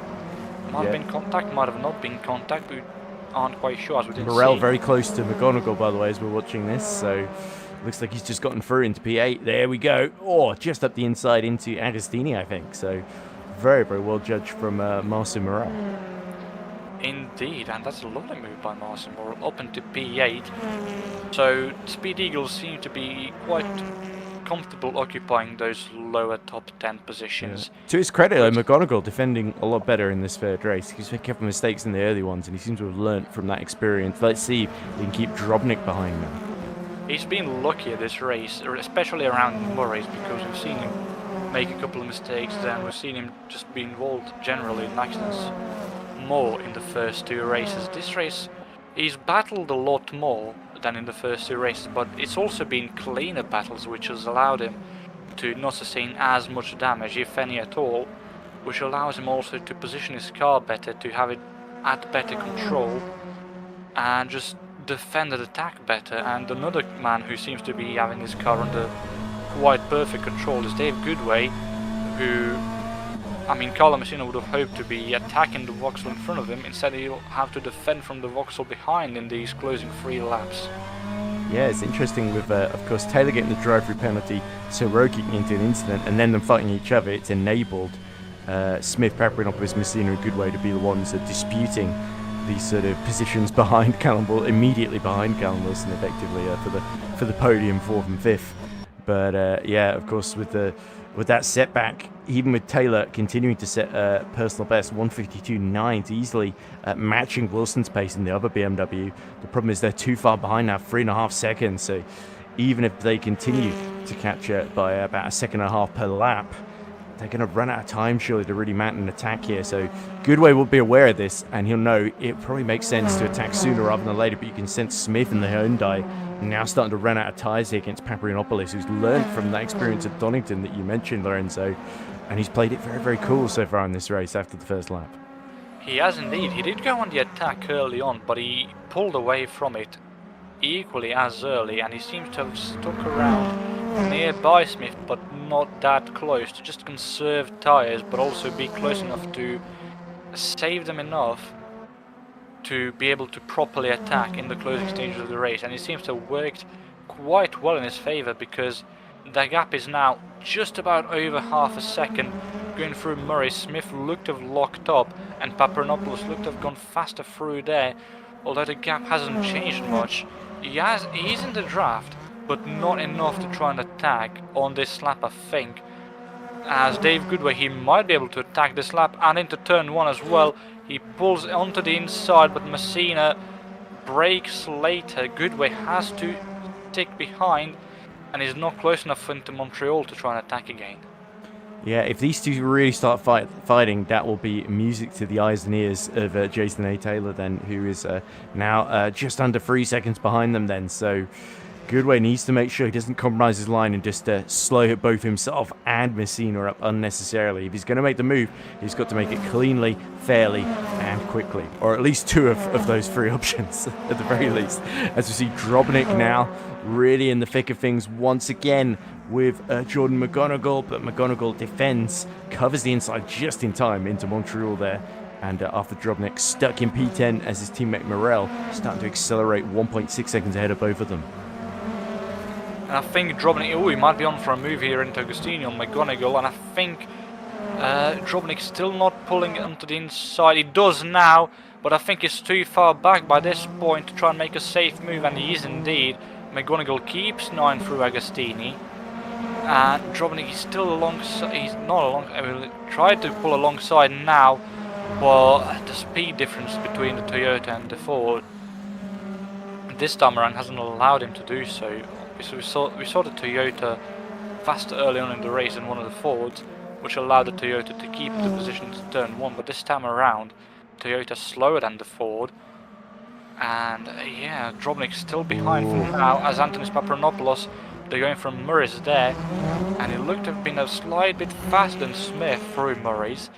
The gap is now 3/10, but I still think it's too far back to try and attack into turn 1. Maybe if he carries more speed than Smith through turn 1 here, into Montreal, that he could be on for a move. Yeah, the Hyundai's got really decent straight line speed, because you can see Paparanopoulos taking a lot of risks on entry there, but not quite able to really keep the speed down the end of the straight there. But the problem is that Smith is starting to run out of tyres clearly compared to some of the cars behind.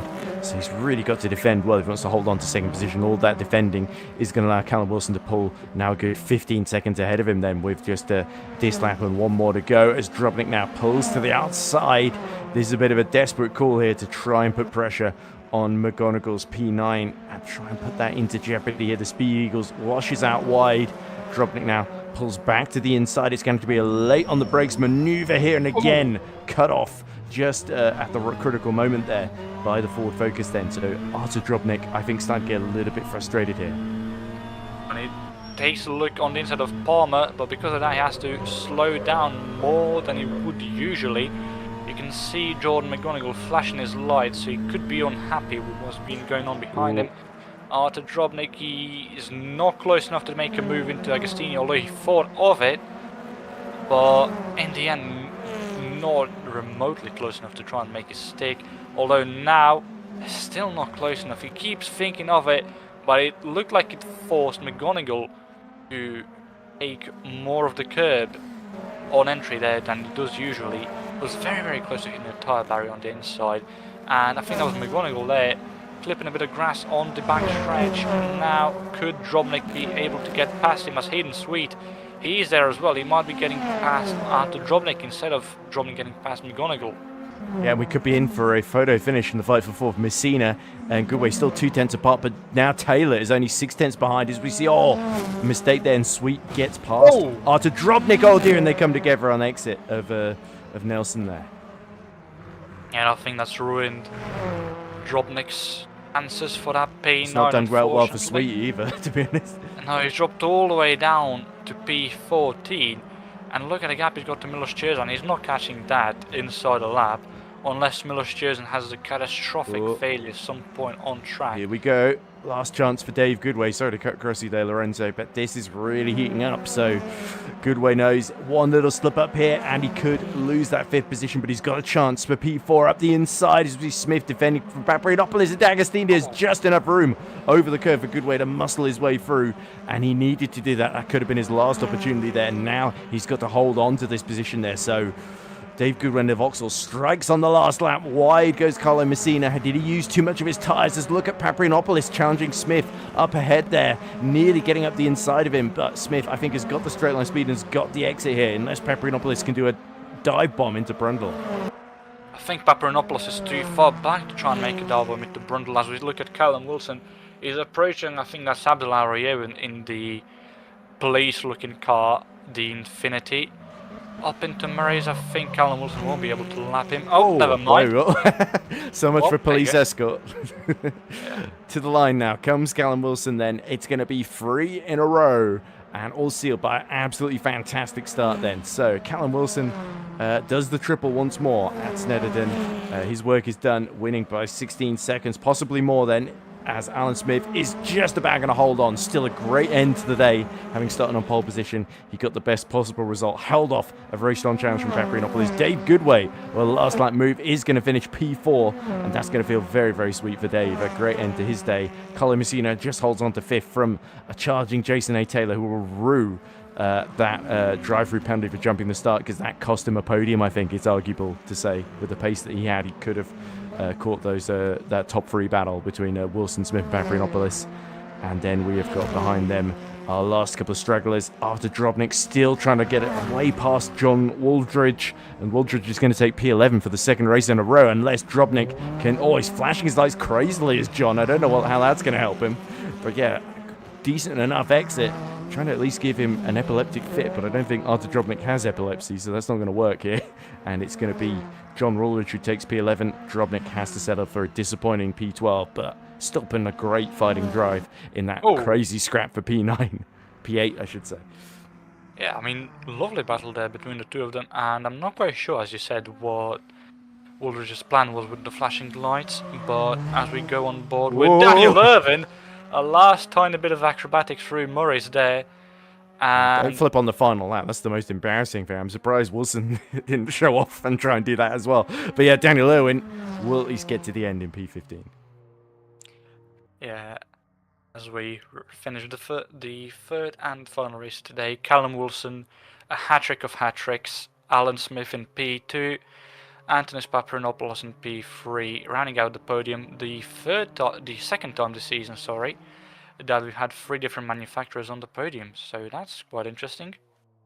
Dave Goodway in P4, Carlo Messina P5, Jason Taylor and Sergei Soroka in the 2 other BMWs in 6th and 7th, Marcin Morel in P8, Jordan McGonigal P9, and Tom Brunel in P10, and then it's John Woolridge in P11, Artur Drobnik P12, Milos Cherzan P13, Hayden Sweet P14, Daniel Irvin P15, and then Abdullah Ariye when we saw into Murray's there in the final corner, getting just about lapped by Callum Wilson, meaning he's a lap down, and then Mitchell Sternberg and Doug Wickens unfortunately did not finish this race. We failed to see what exactly happened to the pair of them, but we are hoping that it wasn't anything as acrobatic as, for example, Alan Smith was in race 1.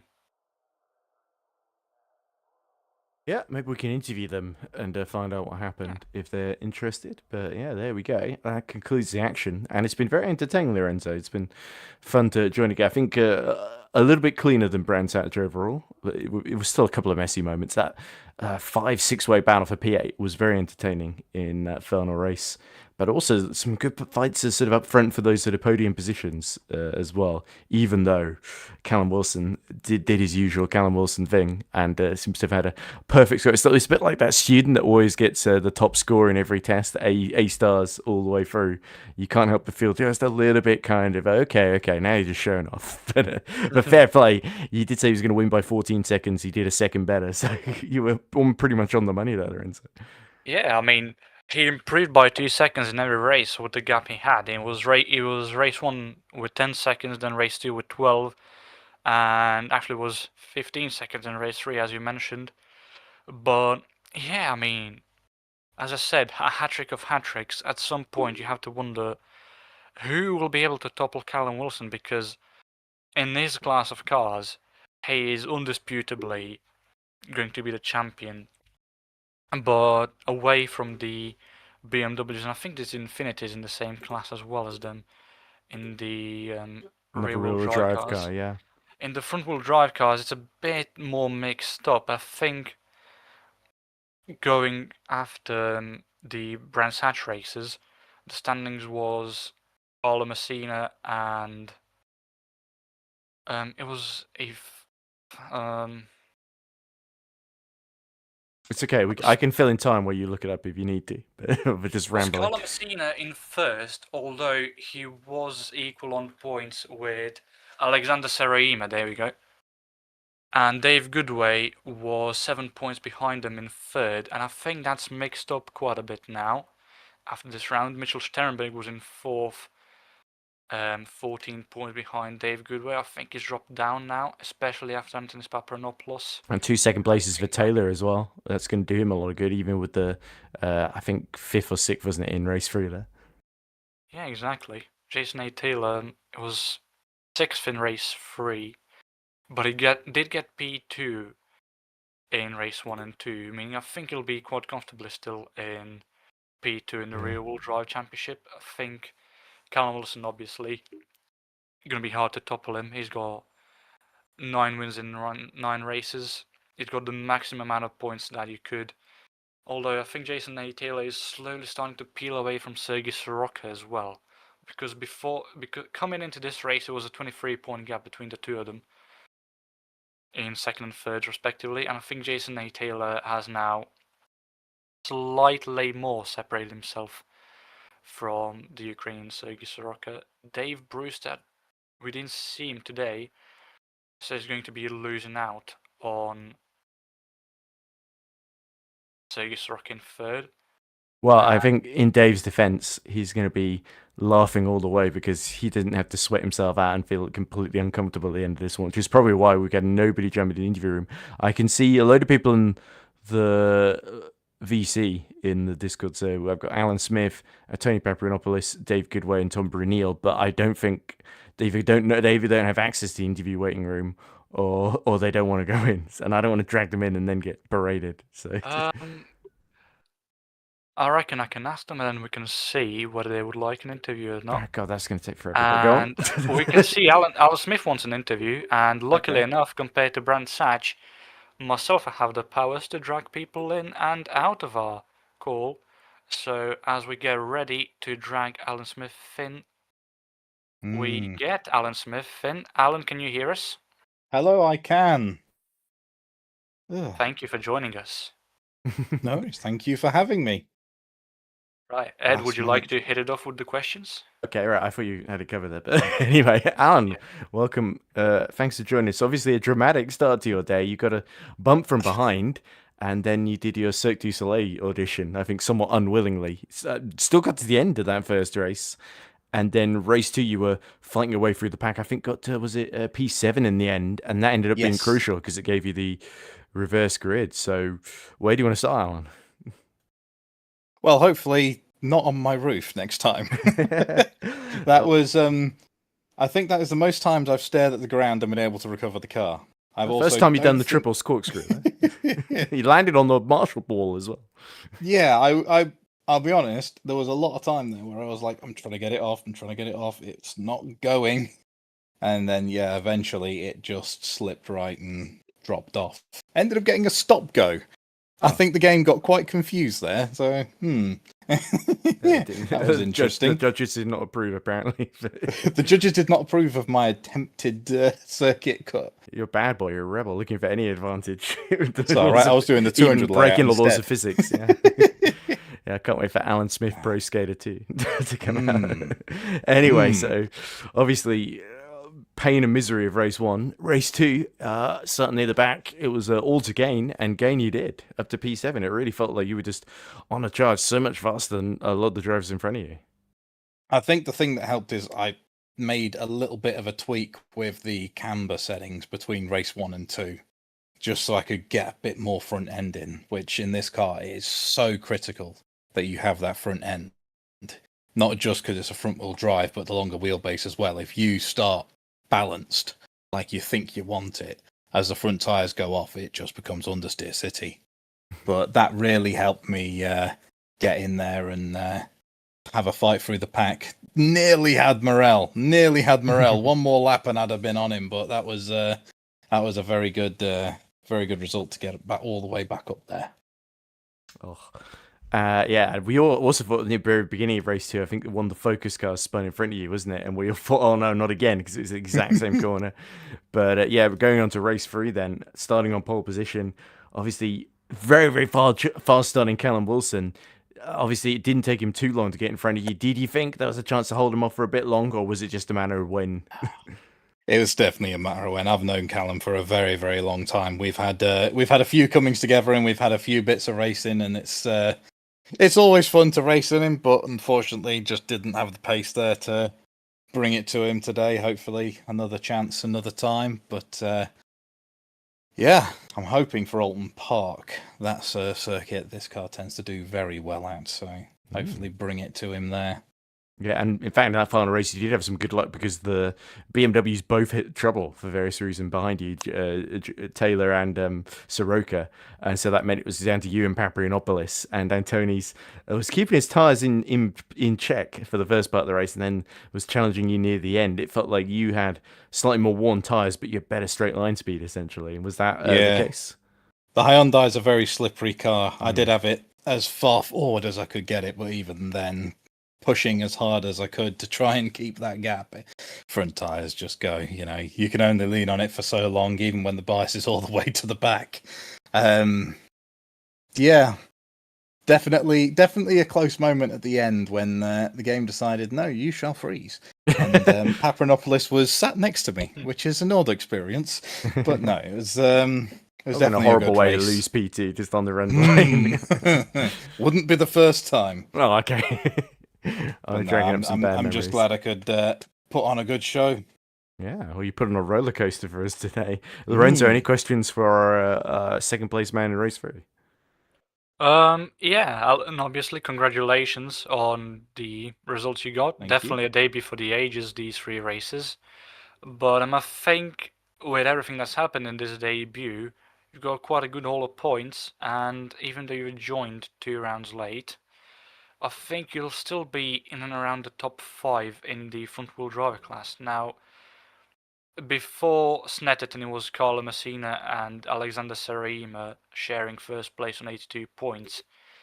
The points aren't updated yet with the Snetterton results, but do you think you can challenge either of them for that title in the front-wheel drive class? Absolutely. I mean, Messina's, again, another driver, very, very well respected by my books. He's done amazing things since I've last seen him, and hopefully I'll be able to bring it to him. Obviously, starting 2 rounds late, not the best way to go, but yeah, the pace is there, the car is there, I've got it beneath me where I need it, and now it's just making sure that luck falls my way as well. Well, if Messina's bad luck holds, you might have a chance. Maybe. Anyway, Alan, thank you very much for talking to us, and yeah, best of luck for Alton Park in a few weeks. No worries, I will see you around. Thank you, Alan. On the top step again. Take care now.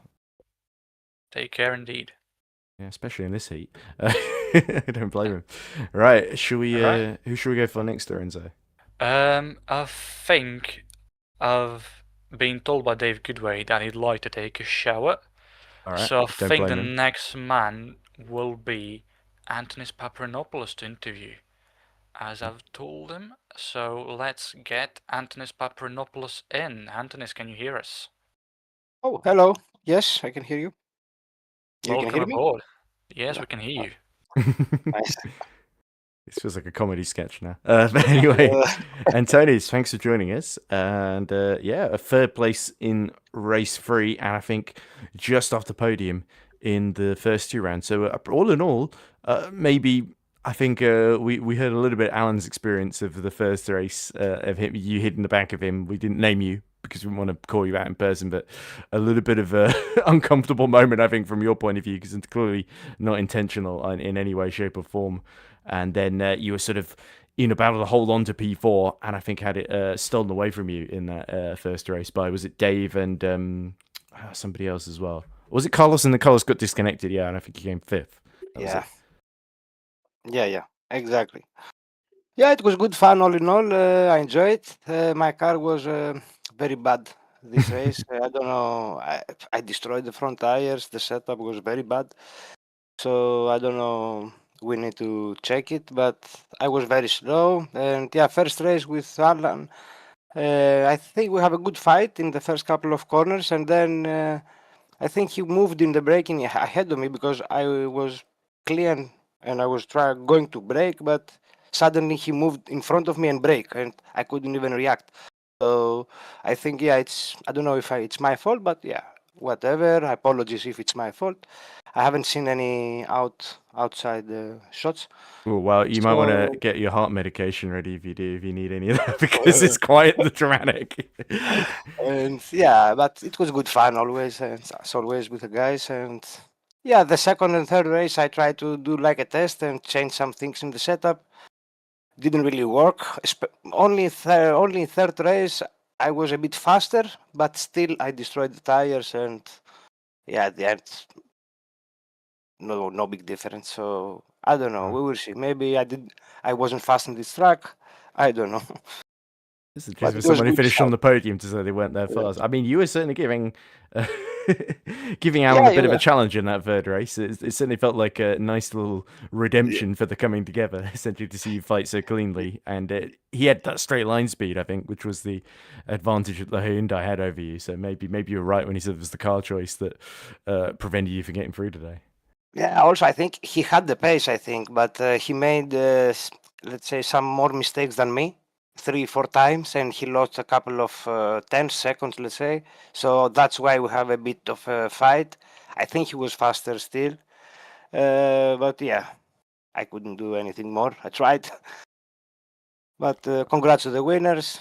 And Well, the one winner who won yeah, all three races, yeah, Callum. okay, to the podium guys, I want Oh, to right, say. But okay. okay. And the winner, of course, Callum, untouchable. There we go. And are you excited about On Park 2 weeks? Do you think that will suit the car better? Yes, I think the next 2 rounds, I think it's at least in driving, I like it a lot. It's one of my favorites. Alton Park and I think Thracton is also the next two. So I love both tracks, but yeah, let's see how the car performs there. Any questions, Lorenzo, before we let Antoni's leave and get a well-earned shower? Yeah, I need it. Yeah. Just 2 short questions. First of all, Antonis, with the results today, you've now shot up to second in the front-wheel drive standings, equal on points with Carlo Messina on 107, but Dave Goodway's on 132 in first. Do you think you can challenge him at Alton? Yes. I think we're gonna have a nice battle with Dave and with Carlos and the other guys. Yeah, I think we will have a good fight, and I will try to do my best again. Alright, and the second short question, because you've brought it up as well. TiOS seems to be a big issue for you. We've seen it in Donington and we've seen it here in Snetterton. Do you think it is just down to the tracks, or maybe down to the car, or maybe it's a secret third thing that we're not aware of? Oh, don't blame the driver. We know that's what you're really aiming at here, Lorenzo. Well, no, because driving styles do vary. Some drivers wear tires quicker, Yeah. but we've seen it before, so I'm just curious what could be causing this. To be honest, if I have the answer, I would be grateful because yeah, it's an issue that I know I have, especially I think in these cars, in general, because I mostly race in endurance and also Formula cars, and I'm usually keen to the tires. I can say compared to the grid, let's say, I'm not the worst, but yeah, I'm not the best, but definitely I'm not the. I push, but I don't think I wear the tire a lot, so that's why it's a bit weird to me. So I will try to find a solution, but I don't have many time to practice with this car, and so I haven't found maybe something in the setup or maybe in the driving style that I haven't discovered yet. So yeah, I will try to also look, and if I know, I will tell you. You will be the first. Well, we look forward to hearing the What is the inside problem? scoop. Exactly. But there is a problem for sure. Yeah, I know it. Anyway, Anthony, thank you very much for talking to us. And thanks for putting on a great show in this searing heat. I know you guys are probably used to it in Greece, but the Can rest of confirm us. from the Mediterranean as well. Indeed, indeed. Anyway, Him Thank and you, me are going guys. to have to bear with it on Friday as well. We're both racing the OT 500. Mm-hmm. Well, that'll be It would- fun. I wonder if that you're going to rope another commentator into that. Let's see. That would be awesome, indeed. Thank you guys also for the commentating. I appreciate it again. No worries. It's been Nice a to while have since you. it's been a while, Anthony. So it's good to Mhm. commentate on you again. Thank you, mate. Thank you, guys. I appreciate it. Have a good night. Yes. Good night, Antonis. All right. Have we got time for Tom Brunel as the last one? Because Dave is probably still in the shower. We have indeed, and let's get Tom Brunel in. There we go. Tom, can you hear us? Yes, I can hear you loud and clear. Oh, Welcome lovely. aboard. So, Tom, I think I'm trying to remember what happened in those three races to you, Tom, because you're in so many battles. Particularly that final one, you were at one point leading a train in the fight for P8 against Yeah. all three Speed Eagles and the three Ford Focus cars. So it really felt like a battle royale, every man for himself. Is that how it felt like to drive? Yes, it was ridiculous. The view in the rear view. It was cars. I had an issue with the setup not loading, so I was on mediums, full tank of gas, and 100% on the brakes. It was not a good race. The last one. Oof. Well, talk to us about the first two then, because I'm struggling because in the heat Yeah. exhaustion, I'm struggling to remember what happened. I've been at a Well, festival all weekend. First so- one, I hit a curb on my own. The You car did, touched yes. grass. I spun out and I lost my rear wing. So That was it. Yeah, Lorenzo thought you still had it for some reason. No. But you're definitely the- gone. Yeah, On from the straight, it angle of was the fine. camera, on the straight it was fine, and then came bomb hole. And there I went. So yeah, that was a 90-second pit stop. Replacing the wing, getting back on track, and then just doing my laps. It was fun. Came back in 17 and ended in 15. So 2 more guys had more issues than me. That was fine. Oh, you could have Second- lied and said second you race made was- 2 great overtakes, but there we go. Wouldn't have known. Second race was the best one for me. Good consistent pace on my end. I'm not a top class driver, so mid pack is Oh. fine. A P9, I'll take it any day of the week with this grid track. Absolutely, and especially in these temperatures, just getting to the end in the top 10 is quite Very, an very achievement. hot. Yes, exactly. There's quite a number that didn't show up at all as well. Well, just a few, and that's hurt them in the championship, even though they're probably in better condition and laughing at all of us for sitting in front of the computer on this hot, very hot evening across Europe. Outside with a refreshing drink. Oh, Exactly, yeah. It's a kind of mockery that you can't stand, can you? But anyway, Tom, obviously, next up, Alton Park. Are you excited about that one? yeah, Alton Park is a better track than Snetterton. This period, okay. It's a good track. There's always nice battles. There's not much wiggle room, so No we margin for error, yeah. yeah, might have a lot of yellow flags. People trying to keep their position instead of looking forward. Let's hope I you're not might the victim be of one that. of them. I might be one of them. That's true. The review sometimes is more important than the guy in front, which is never the case. But when you're racing, it's hard to make that decision. Well, certainly you had a lot of practice tonight in that third Yeah. race of looking in the rearview Yep. mirror rather than Was. through necessity, I guess. So It's quite a view.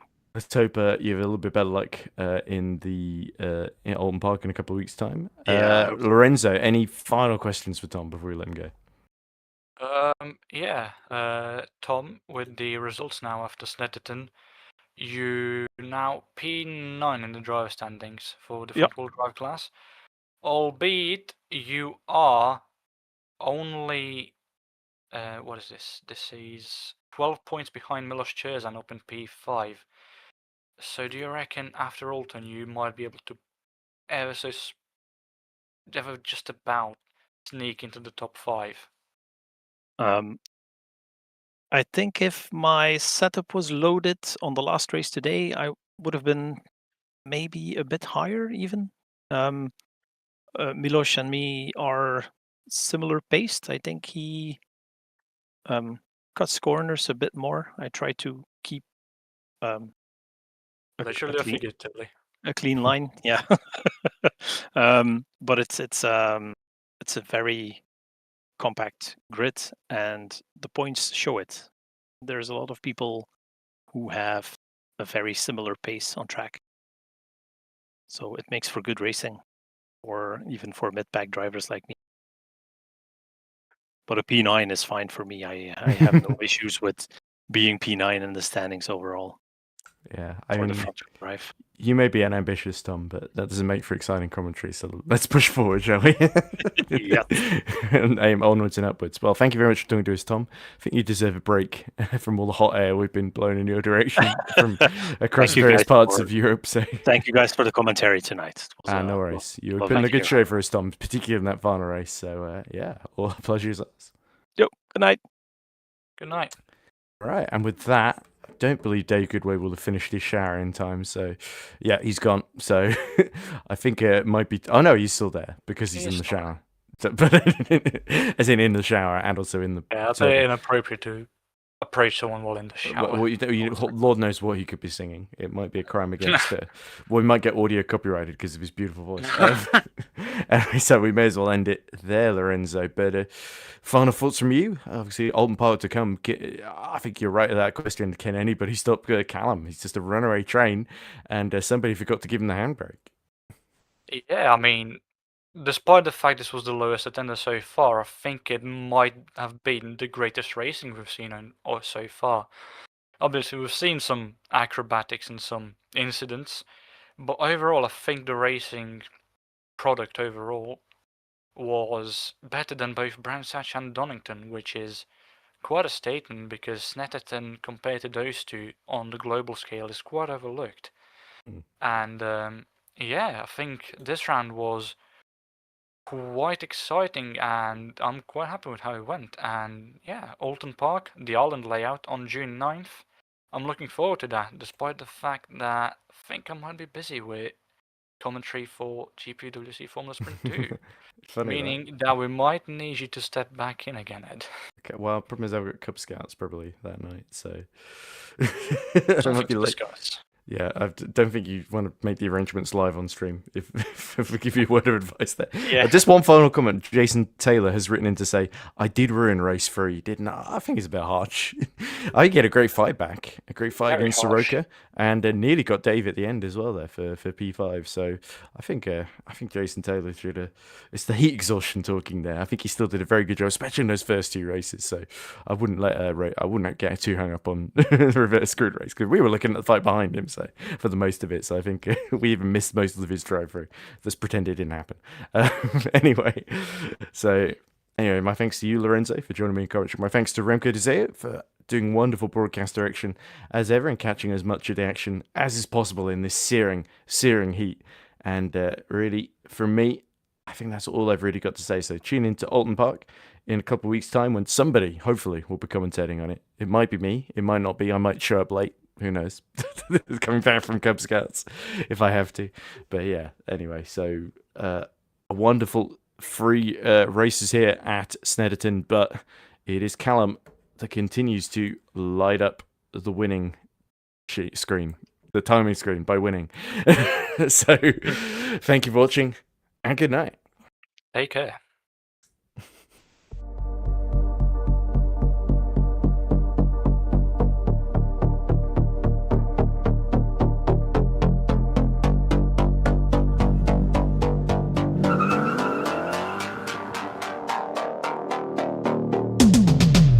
Hand on the wheel, got my pistons pumping, all 800 horses running.